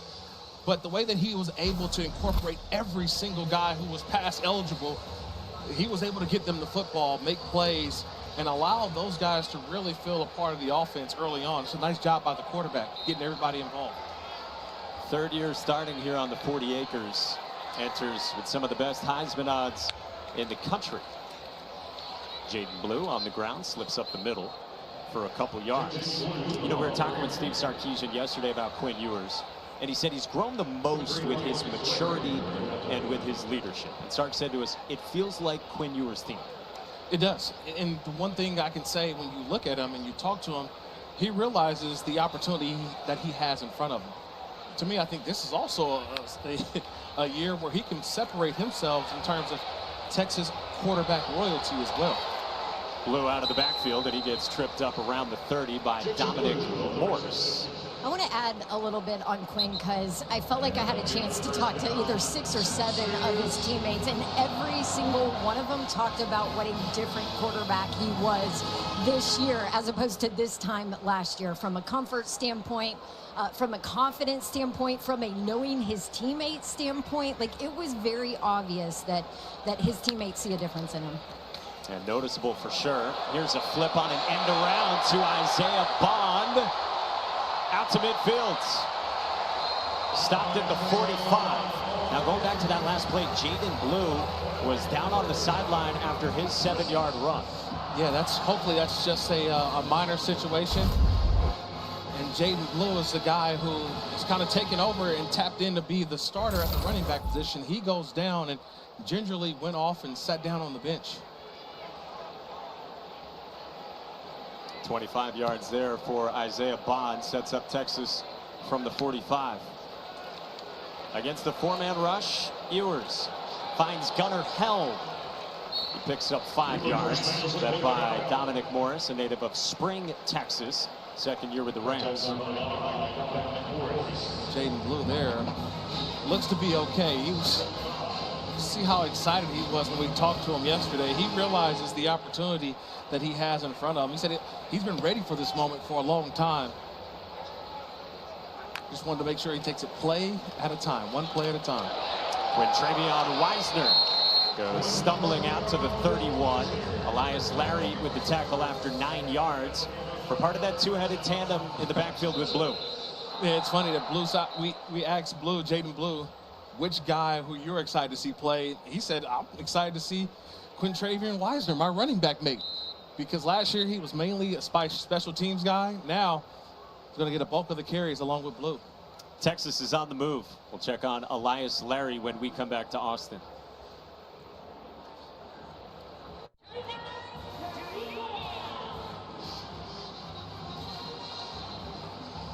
Back in Austin, Navy transfer Elias Larry was able to walk off the field for Colorado State. Well, we got a Pro Football Hall of Famer here, and Terrell Davis standing by with Don Davenport. I know, right? How cool is this? I get to hang out with a Hall of Famer, a 2,000-yard rusher, and now you're a Rambassador for Colorado State. Why this role, and what do you want to do with it? Well, the Rambassador program for me is a really good chance for me to help to really sort of push the visibility of CSU to the next level. Also bring resources here to allow our athletics to compete on the highest level possible, but not just compete, but win on the highest level possible. It's a great opportunity for me to be around these student athletes. Listen, I enjoy this, and I'm looking forward to my role here at CSU.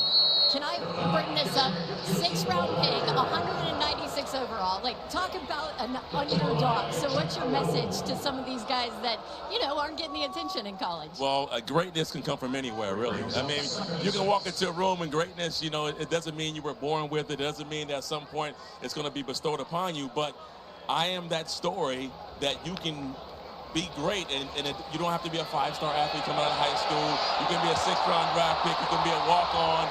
You can be an undrafted free agent. But that level of excellence is still in your path. So hopefully that message translates to a lot of these athletes who are playing today. All right, I got to bring this up. You were a Georgia Bulldog, right? SEC. You have not played in this stadium. No. What do you think about this Texas atmosphere? Is it SEC-like? Yeah, it's pretty awesome. It is pretty awesome. As you can see, Texas just went to the SEC this year. And this is the kind of stadiums you play in every single week when you're in the SEC. And they just scored another touchdown there. But, yeah, so this is the environment right here. And now we got 2 more. We got Oklahoma and Texas making our conference really good. So, and, you know, that's my Bulldog speaking. But I think the competition here is incredible. And we'll see how it pans out this year. But I'm excited about it. All right, thank you for the time. We're going to let the boys talk about that touchdown. Appreciate you, Terrell. Thank you. Appreciate it. All right, well, speaking of running backs, how about Jarrett Gibson getting the first 3 carries of his college career, and the former top 60 recruit in the country caps it off with a touchdown. Yeah, from IMG, the state of Florida, coming into Texas. He gets 3 carries, 3 positive gains, and that last one was the touchdown. That was a team effort. That wasn't just all on Jarrett Gibson. That was the offensive line helping him get through. 205 pounds from Gainesville, Florida. Steve Sarkisian said he's a hard-nosed runner, he's a workhorse, and he had everybody helping out to get him in.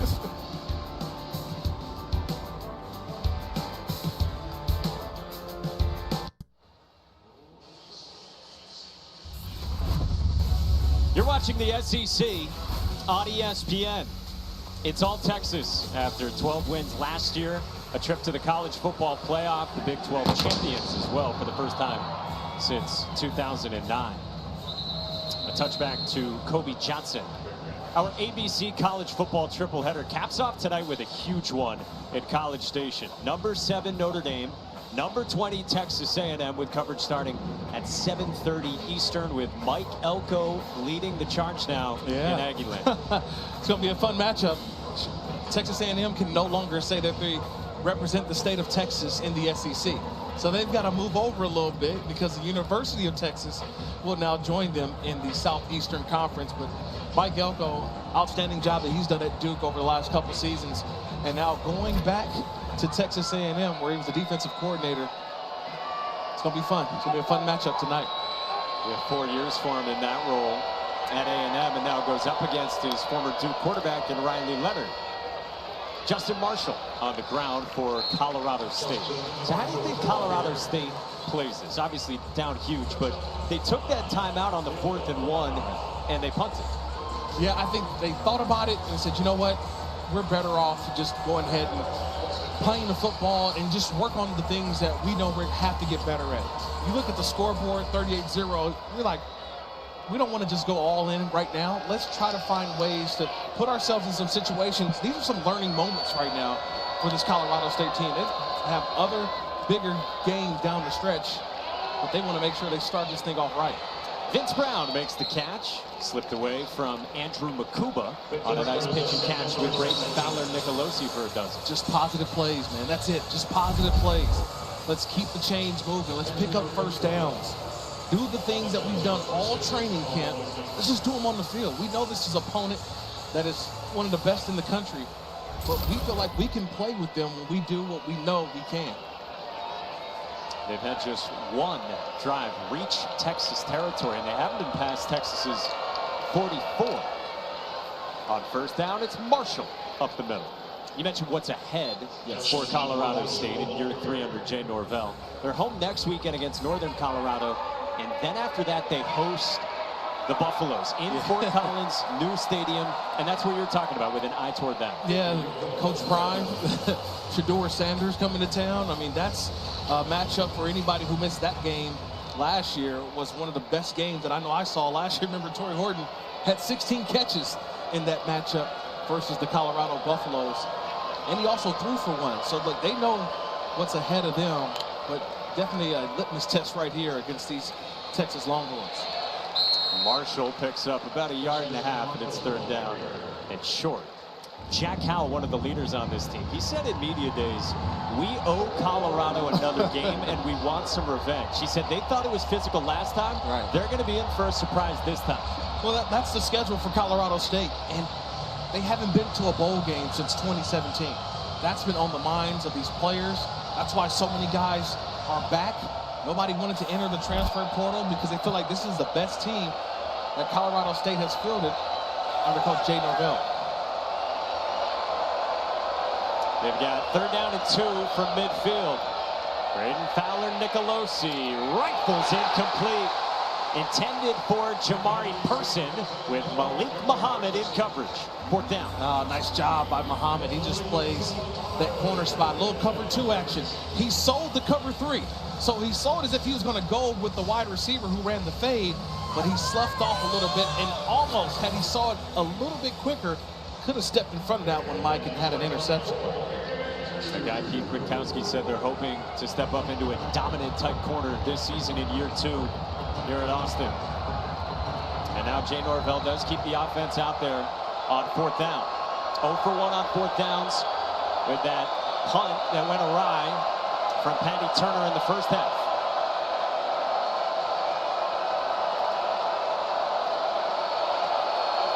Play clock winding down. Fowler-Nicolosi into coverage and incomplete. Michael Tapp in coverage on Dylan Gottney, and Texas gets a stop. For just the second time in his college career, Arch Manning. Steve Sarkisian said to us yesterday, you won't hear the stadium any louder than when he takes the field. And Arch Manning fires, and he's got it complete. Chante Cook on the move. Dragged down near the 10. And Arch Manning has entered the chat. Reps, reps, reps.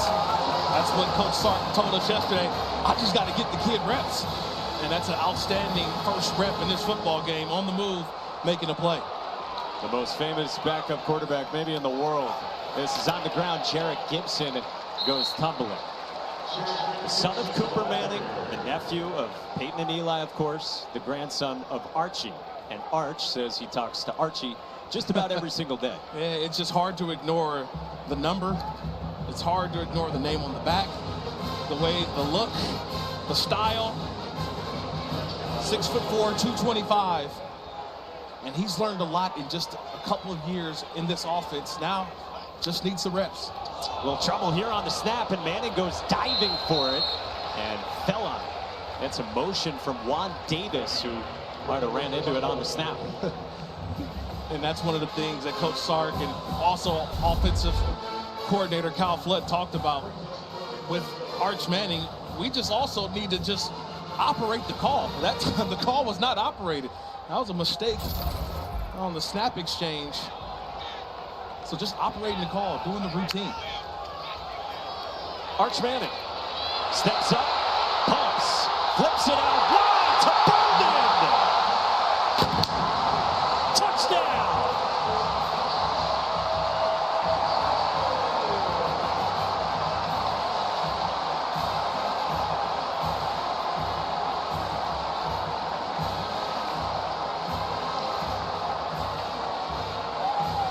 With some creativity. His first touchdown as a Longhorn. Arch Manning, go ahead, put it on the t-shirt. Arch Manning, you mentioned enter the chat. Yeah, that's how you do it. Creativity, making plays. That puts a smile on his head coach's face as well. Nice job by Arch Manning. In his second collegiate game. Got into the regular season finale last year, a blowout win against Texas Tech. Starred in the spring game, and now Arch Manning, a little Mahomesian here with this, making something out of nothing on the move. You just need reps, you need plays. And Arch does it, takes off and runs and realizes I've got a guy on the outside wide open, and just improvises. Silas Bowden waiting for him, keeps his eyes down the field. Does Arch Manning, just a flick of the wrist. And Arch Manning, his first touchdown, yeah, bow down to it. I see you, Arch Manning. Outstanding job. And his coaches just said it. He will be great when the time comes. He's still in the development phases. Both uncles played into their senior years. They didn't leave early, so they understand the process of what it takes to be a good quarterback in college. And Quinn Ewers couldn't be a bigger fan of his backup. And he said, iron sharpens iron. Like, I coach up Arch just as much as Arch sees things in me and lets me know what I can be better at. So it's an outstanding room that Coach Sark talks about a lot. Happy to have both these quarterbacks. Arch Manning last year was the third-string quarterback. Malik Murphy transferred to Duke. He won the starting job there. Arch Manning is now QB2. Don. How about his teammates' reaction, though, when Arch Manning went in the game and when he tossed that touchdown? All hands up. There were smiles up and down this sideline. Talked to a lot of his teammates who told me that despite all the publicity, he's just one of the guys. He's so grounded. They see his patience. They see his work ethic. And you see how much respect he has from this team after that first possession for Arch Manning on the sideline.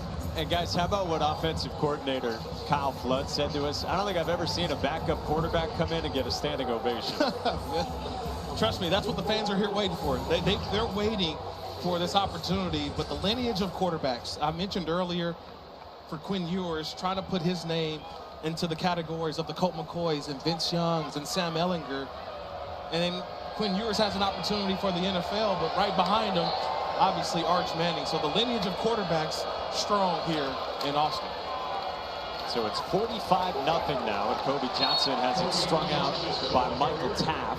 Arch Manning's good buddy, the Austin native, and former walk-on a couple years ago went on scholarship.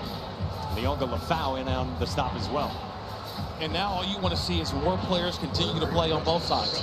Colorado State, they're starting to empty their bench a little bit and get guys into the football game. In Texas, they want to play as many guys. The twos are chipping at the ones and the threes are chipping at the twos. They want to get every team guy, first, second, and third, an opportunity to play in this game as they know what lies ahead next week in Ann Arbor. On the ground, straight up the middle, and Justin Marshall gets crushed past the 30. And there is a flag that comes in at the end of the play. We'll check in with David Smith.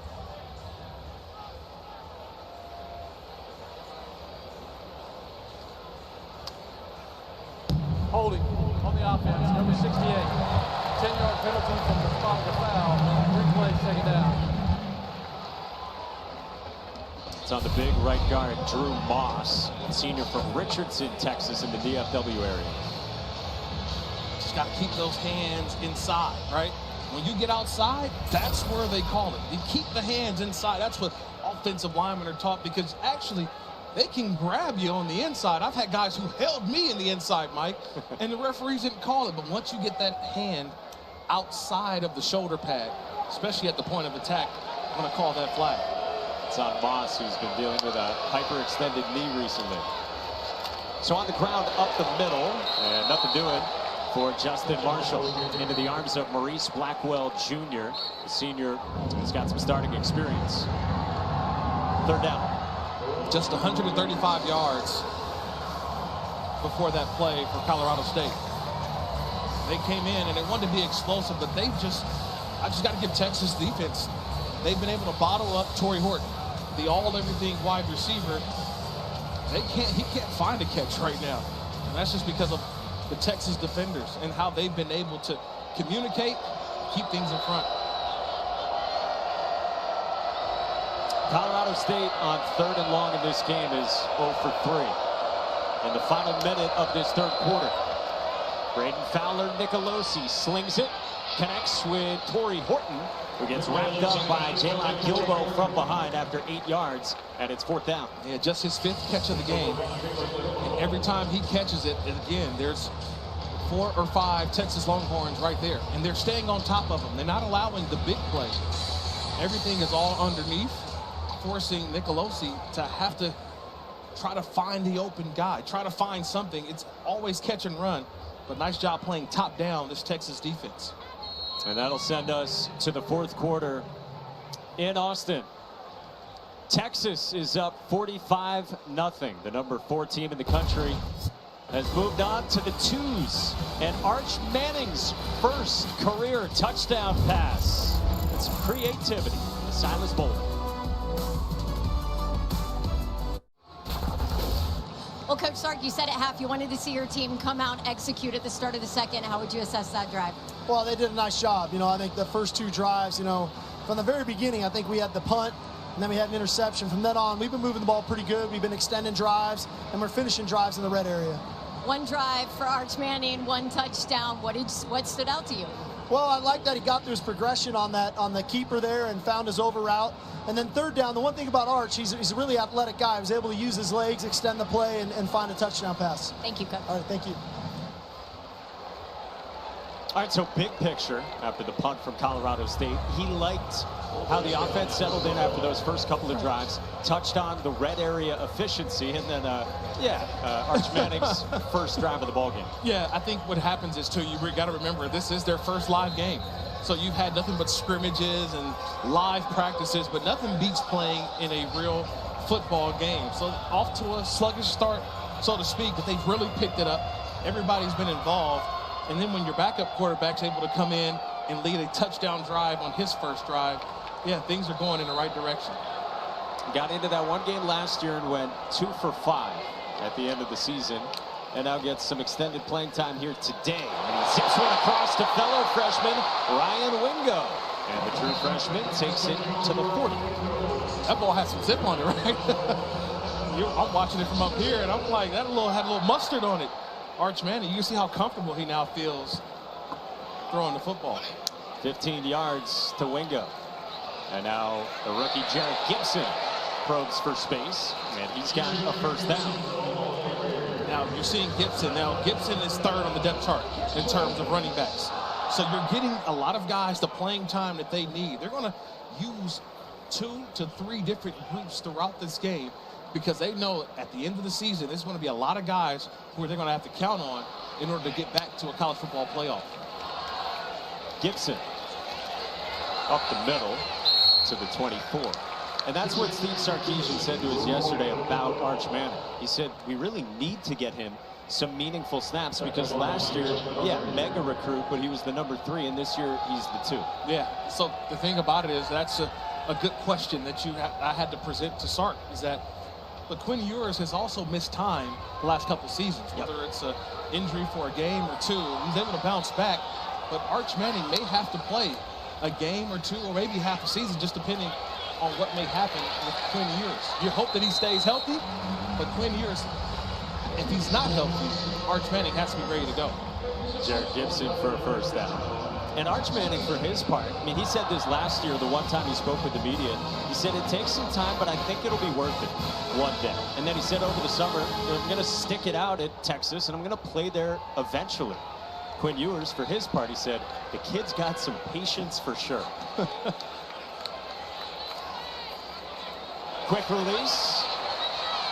And a few yards for Jonte Cook, the sophomore from DeSoto, Texas, who was a big-time recruit last year. I just love the blend of youth and experience in the wide receiving group. Because sometimes I feel like you could take the numbers off the players and just let them go run, and you can't tell the difference in this wide receiving group. The ball gets out, they catch, go north and south. Great group of wide receivers. This is Colin Page getting some burn. Takes the carry straight up the middle. A walk-on who has caught the eye in camp of Steve Sarkisian. 3rd down and very short for Arch Manning and the Horns.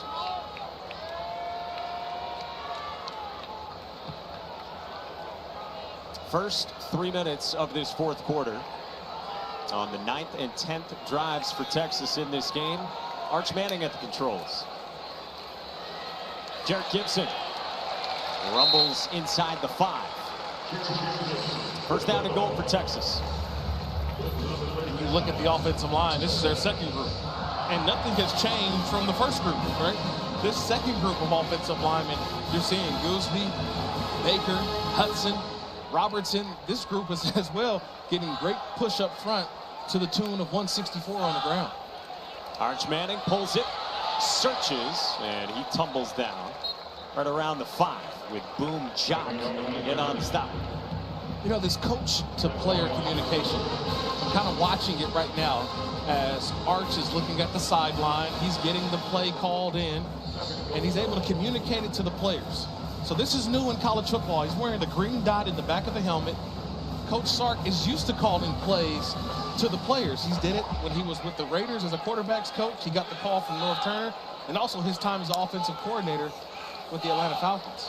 Jarek Gibson gets submarined by Blackburn at the 1, brings up 3rd down.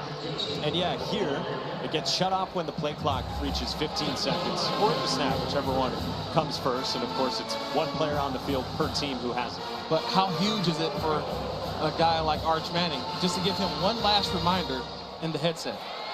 Gibson up the middle, and he is marked shy. Did not get there, and it's 4th down and goal for the Longhorns.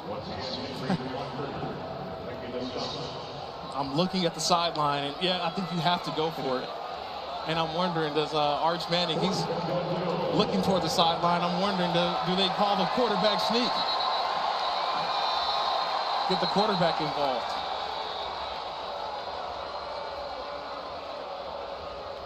Player down is Javion Smith-Combs for Colorado State in the end zone. Yeah, you can see the smile creep across the face of Arch Manning. Looks like they will go for it. They're rolling in week 1.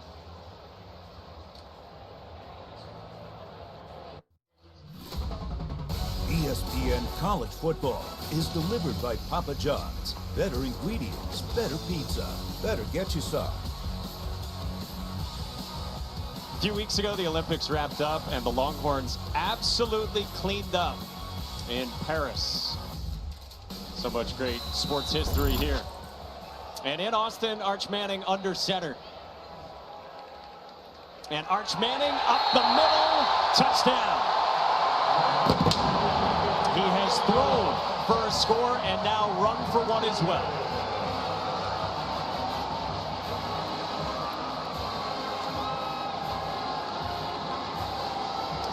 Famously lost his student ID last year, and it went viral around the entire state of Texas. They don't go under center too often, but when you do, you got to be effective. That offensive line gets the push that you need. And Arch Manning, all 6'4", 225 pounds, leans forward, and that's 2 for Arch. How good is that with the QR code and everything? It's the creativity in college football. Well, Arch Manning is leading Texas in blowout fashion down the stretch.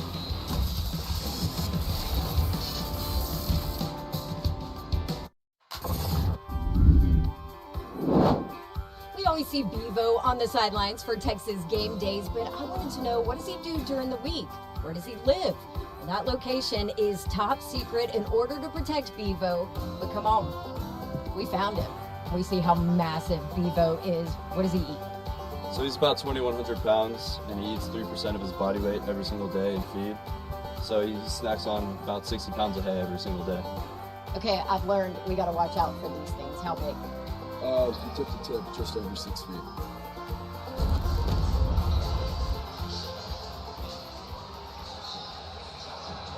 How about that? So Dawn is out working everywhere in Texas. 2,100 pounds for Bevo. I wanted no piece of Bevo. No piece. I wouldn't go near Bevo. I'm sorry. Hey, guys, they actually let me basically harness him and hold him for a little bit. He did give me the side eye, though. I was a little worried, but I will tell you, he's living his best life during the week. He lives on over 300 acres. He's living his best life back here. He's got a misting system. Makes it 35 degrees cooler back here than it is on the actual field. Love this animal, but he's a little intimidating. I'm not going to lie. I did about 2 minutes standing next to him, and I was good. I'll tell you this, they better not bring Uga. Okay, we saw what happened last time. Bevo and Uga saw each other. There was problems on that sideline. Justin Marshall on the ground. We need our own misting system, by the way. Can we cool it down by 35 We need to cool degrees? it down. Seriously, because Arch Manning has turned the temperature up with his play. Look at Bevo. When Georgia bring their bulldog, oh, it's going to be some fun. Well, see, Jackson Brousseau has come in at quarterback for Braden Fowler-Nicolosi with 10 minutes to go, and a Colorado State player is down on the field ahead of second down. We'll check on Vince Brown, the tight end, when we come back.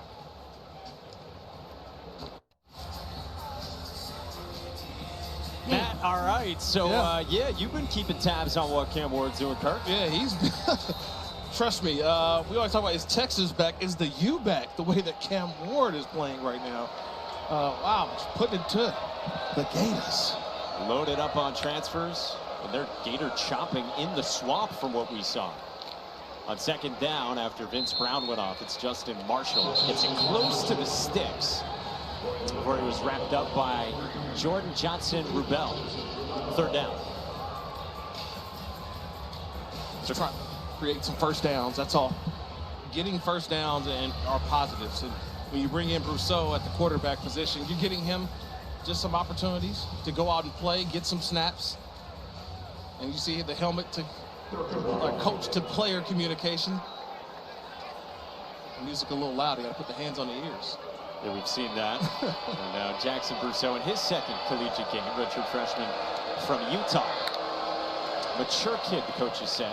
Hands it off on third down, and Justin Marshall goes bouncing for a first down. Tomorrow night on ABC and ESPN Plus, our college football lineup rolls on with number 23 USC against number 13 LSU. Life after Jaden Daniels with the game in Vegas. Coverage starts at 7:30 Eastern. Then Labor Day weekend wraps up Monday night on ESPN with Boston College, led by Bill O'Brien in Tallahassee, against Mike Norvell's Florida State team. Coverage starts at 7:30 Eastern. Yeah, it's Florida State, no room for error now. They've already lost their one game last week. We saw that against Georgia Tech. So everything is always, it seems to be a must-win for Florida State. Marshall off the left side gets just a yard. And now you have to change how you think about things as well, because with the 12-team playoff, it's not the same urgency if you pick up one loss, but like you said, can't really afford two. They want to be a conference champion. So they haven't lost their conference yet, but they are 0-1 right now in conference play. So every game is now critical. Boston College, think about it. That game was probably just on the schedule. You know, that is like a must-win game already in week 1, or for them, week 2. But it's a must-win game for them now, all the way out.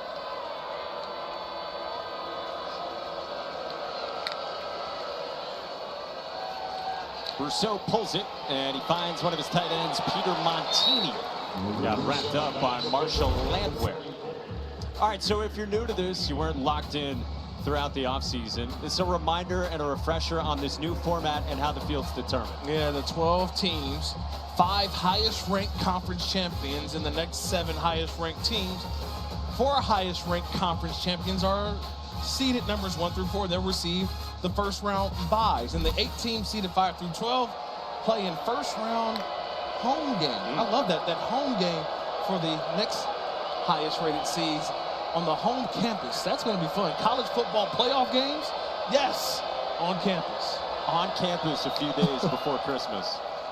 3rd down and 5, and Jackson Brousseau rolls out and just has to get rid of it. 4th down coming for the Rams. I like that the group of 5 also teams have an opportunity as well.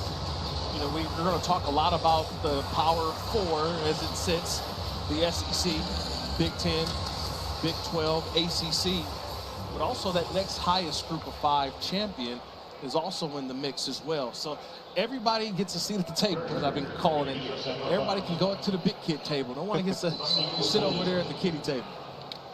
Come on over. Eat your heart out. All right, so Jay Norvell on 4th and 5, inside of 7 minutes to go in the 4th. Sends out Patty Turner again. Silas Bolden back deep. This one bounces inside the 10. Bolden picked it up and dropped the football. It's a scramble for it outside of the 5, and it looks like Texas was able to fall on it. It looked like Gavin Holmes fell on it for Texas. And now Arch Manning's 3rd drive is a handoff to Ryan Niblett. We're starting field position for Texas. They got 6+ minutes before this one's over, and they start turning their attention to Ann Arbor. Yeah, and that's a great point. That being here in Austin the last couple of days, no one has spoke about what the matchup next week is all about with the Wolverines. Everyone just kept talking about how do we win the day. And that's a credit to the coach, the culture. It's just, hey, we want to be better each week. And next week is a monster game that has so many ramifications throughout the college football season. And you think about between Michigan and then later in the season, Georgia, you're going up against the teams that have won the last 3 national championships. The Red River Showdown coming up October 12th. And I don't think people around here in Austin have to understand what the game against Arkansas looks like at Arkansas November 16th. So some huge matchups for Texas on their schedule. On 3rd down, it's a slant from Arch Manning to Ryan Wingo with some wiggle, careening off tacklers and swung down near the 45. Ball popped out at the end, but they mark him down at the 44 after 30 yards to the freshman wideout. Ryan Wingo's having himself a day, 6'2", 210, and he's got a slant, so he gets to the inside, but watch the ball placement again. I love this from Arch Manning. The ball's right there, easy to catch and run for Ryan Wingo, who's saying for a true freshman, I want some of this burn at running at wide receiver as well. And now Niblett picks up about 4 yards. Meantime, Arch Manning is 5 for 5, 95 yards. He's thrown for a touchdown and run for 1 as well. And no, it's not a quarterback controversy, because people are going to ask the question, hey, look at the numbers. Look at, are you going to play Arch more? Look, this job is Quinn Ewers, and these are just valuable reps for Arch Manning. The more opportunity that he can get out there and play, the future of quarterback at Texas is number 16 on the field right now. This is on the ground, right side, and Velton Gardner Sixth-year senior who just committed less than 2 weeks ago, graduated from SMU, transfers in with the running back injuries, and he gets his first tote for the Horns for 9. I felt like he just got here yesterday, right? I don't even know if he's got his student ID yet, Felton Gardner, the grad transfer. Spent 3 years over at Kansas. The last 2 years you mentioned at SMU. And yes, Sark was able to find a running back, like he said, in free agency, as he scoured the transfer portal, and we're able to get a running back that can help a room. This is a very young room. Gardner actually brings experience to a young room. What's your confidence level in the skill pieces here for Texas as they go and get Michigan next week? I think the only question mark would be the running back position, right? Do they have the rotation? Wide receiver position, I think outside of what Ole Miss may be the best wide receivers in the country, but I don't know how far I put this Texas team down. I think they're a top 3 wide receiving group. Their skill position players are going to be huge, and if yours is playing the way that we think that he can, they should have next week should be a statement for them. If they're able to go into Ann Arbor and win that football game, I think a lot of eyeballs will be back on Texas, getting back to where they were a year ago in the college football playoff.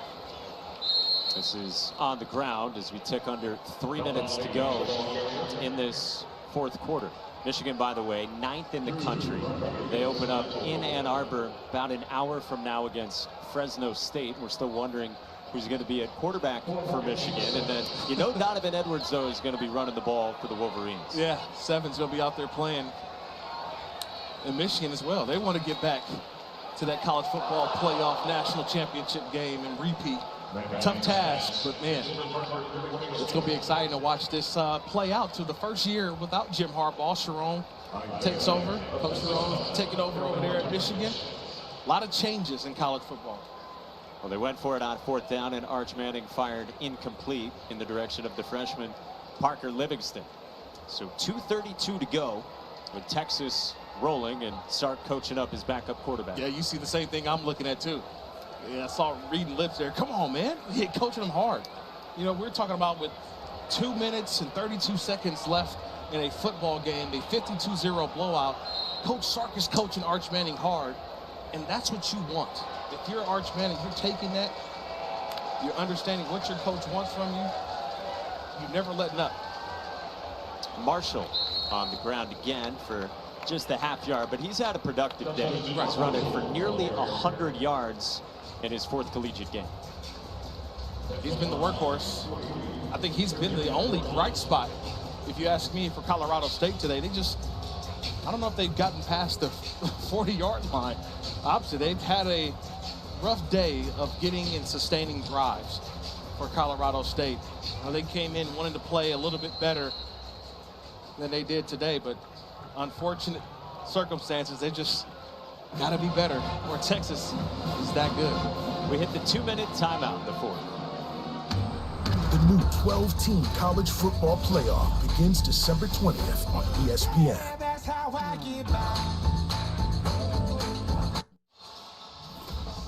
You're watching the SEC on ESPN. We welcome you back to ESPN College Football, delivered by Papa John's. Well, you know it's a Texas game, but Matthew McConaughey's here. All right. Obligatory mention. Absolutely. For him. His Longhorns are rolling. Final 2 minutes here in their season opener. Number 14 in the country off the trip to the college football playoff last year. Justin Marshall is over 100 yards on the ground for Colorado State. He goes limping off a bit. The guy who has been a workhorse today. Yeah, just a youngster. Still a redshirt freshman, so he's got a lot of years ahead of him. But he's been the bright spot for Colorado State today. So hopefully he's just limping, he'll be okay. And Torrey Horton right there in the picture at 14. Hoping to have a big day, but man, outstanding job defensively for Texas all game long. And Torrey Horton. 3rd down and short. Rams getting situated with Keegan Hollis beside Jackson Brousseau. Who goes to the air? on a shallow crosser, and it's a first down. Out to the edge. Run out there by Jordan Ross. Very talented freshman, one of the biggest recruits in program history. Yeah, look, these are just positive plays. 3rd and 3, nice catch and run element that you're able to catch the football, know where that first down marker is, and get past the chains. It's just positive plays. These are plays that you build on.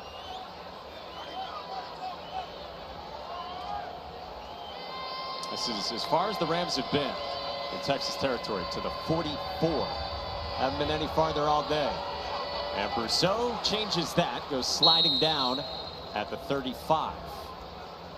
Still got so much college football on the way today, tomorrow, Monday as well. I'm watching all of it too. I can't wait. This is so fun for me, watching all these games and just getting yourself immersed in the college football and understanding with so much movement, right? Whether it's realignment, whether it's the transfer portal, figuring out where guys are at. I mean, I've watched the television over the last couple of days. I'm like, oh, he's there? Like, how many times have I said that? Yeah, reacquainting ourselves. Alabama's coming up next after this game here on ESPN. Brousseau to the sideline, and Hollis dropped it. Incomplete toward the edge. Well, speaking of Alabama, Coach Saban's on game day now, and so Kalen DeBoer makes his tie debut later on tonight against Western Kentucky. He's had success at every program that he's been at. 3-time NAIA champion at Sioux Falls and in Fresno State. At Washington, when he was the offensive coordinator at Indiana, they had success as well with Michael Penix. See what he can do now over at Alabama. 3rd down for Colorado State, and a swing pass for Hollis, who gets hog-tied down. It might be a horse collar tackle on Jordan Johnson-Rubel on a 1st down pickup for the Rams. Personal foul, horse collar tackle, number 23 on the defense. 15-yard penalty will be added to the end of the run, automatic 1st down. How do you think it will go for Alabama and Kalen DeBoer leading the way now? You know, I think when you got the quarterback, that helps you out a lot. Jalen Milroe, one of the better quarterbacks in college football. But Nick Saban had a culture that was established there. Now, what's the new culture? What's the new look or the new philosophy for Kalen DeBoer? Because when you go to Alabama, it's about championships. It's about winning conference championships, being in a college football playoff. Anything less is a disappointment.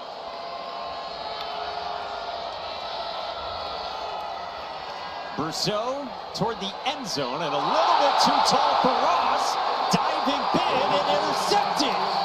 Wardell Mack, the freshman, with the pick in the end zone on a fabulous diving catch.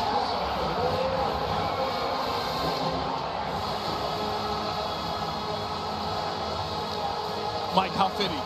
How fitting that the best catch of the day came from a defensive back and not a wide receiver. You talk about being Johnny on the spot, just watching the quarterback, the full extension, and getting a knee down, just one body part is all you need.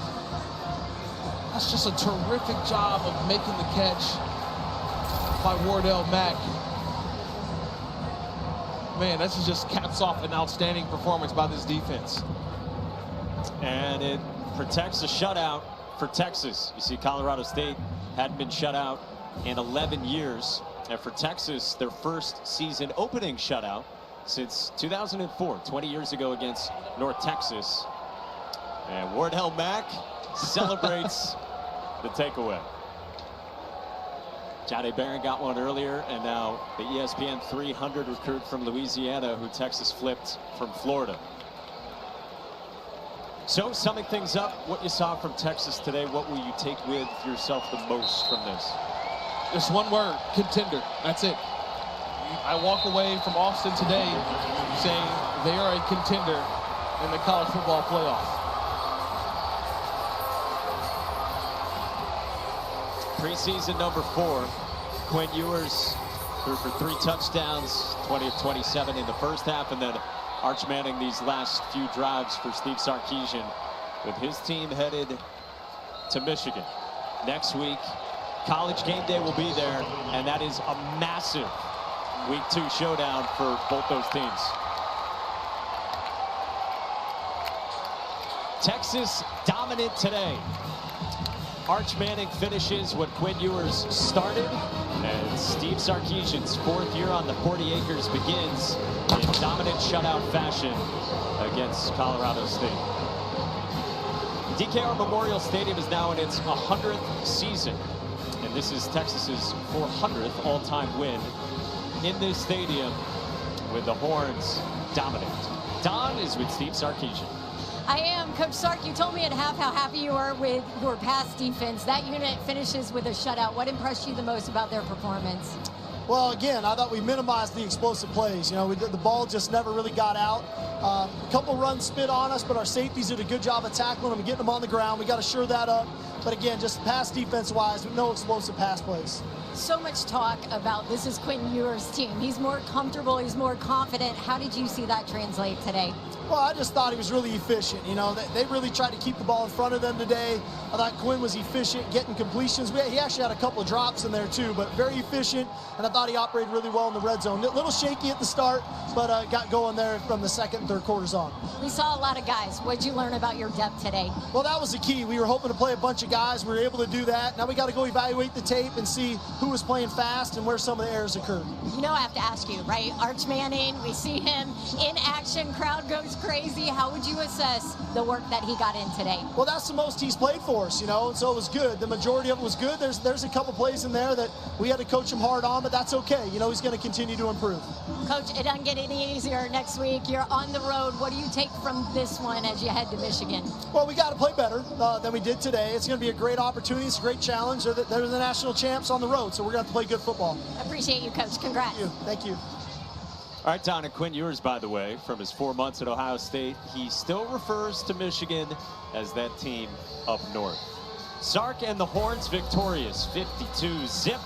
Number 4 is 1-0. For Kirk Morrison, Don Davenport, and our entire crew, led by Caitlin Urka and Ashley Ward, like Monaco, saying so long. With Joey Galloway and Coach Dan Mullen, here's Matt Berry.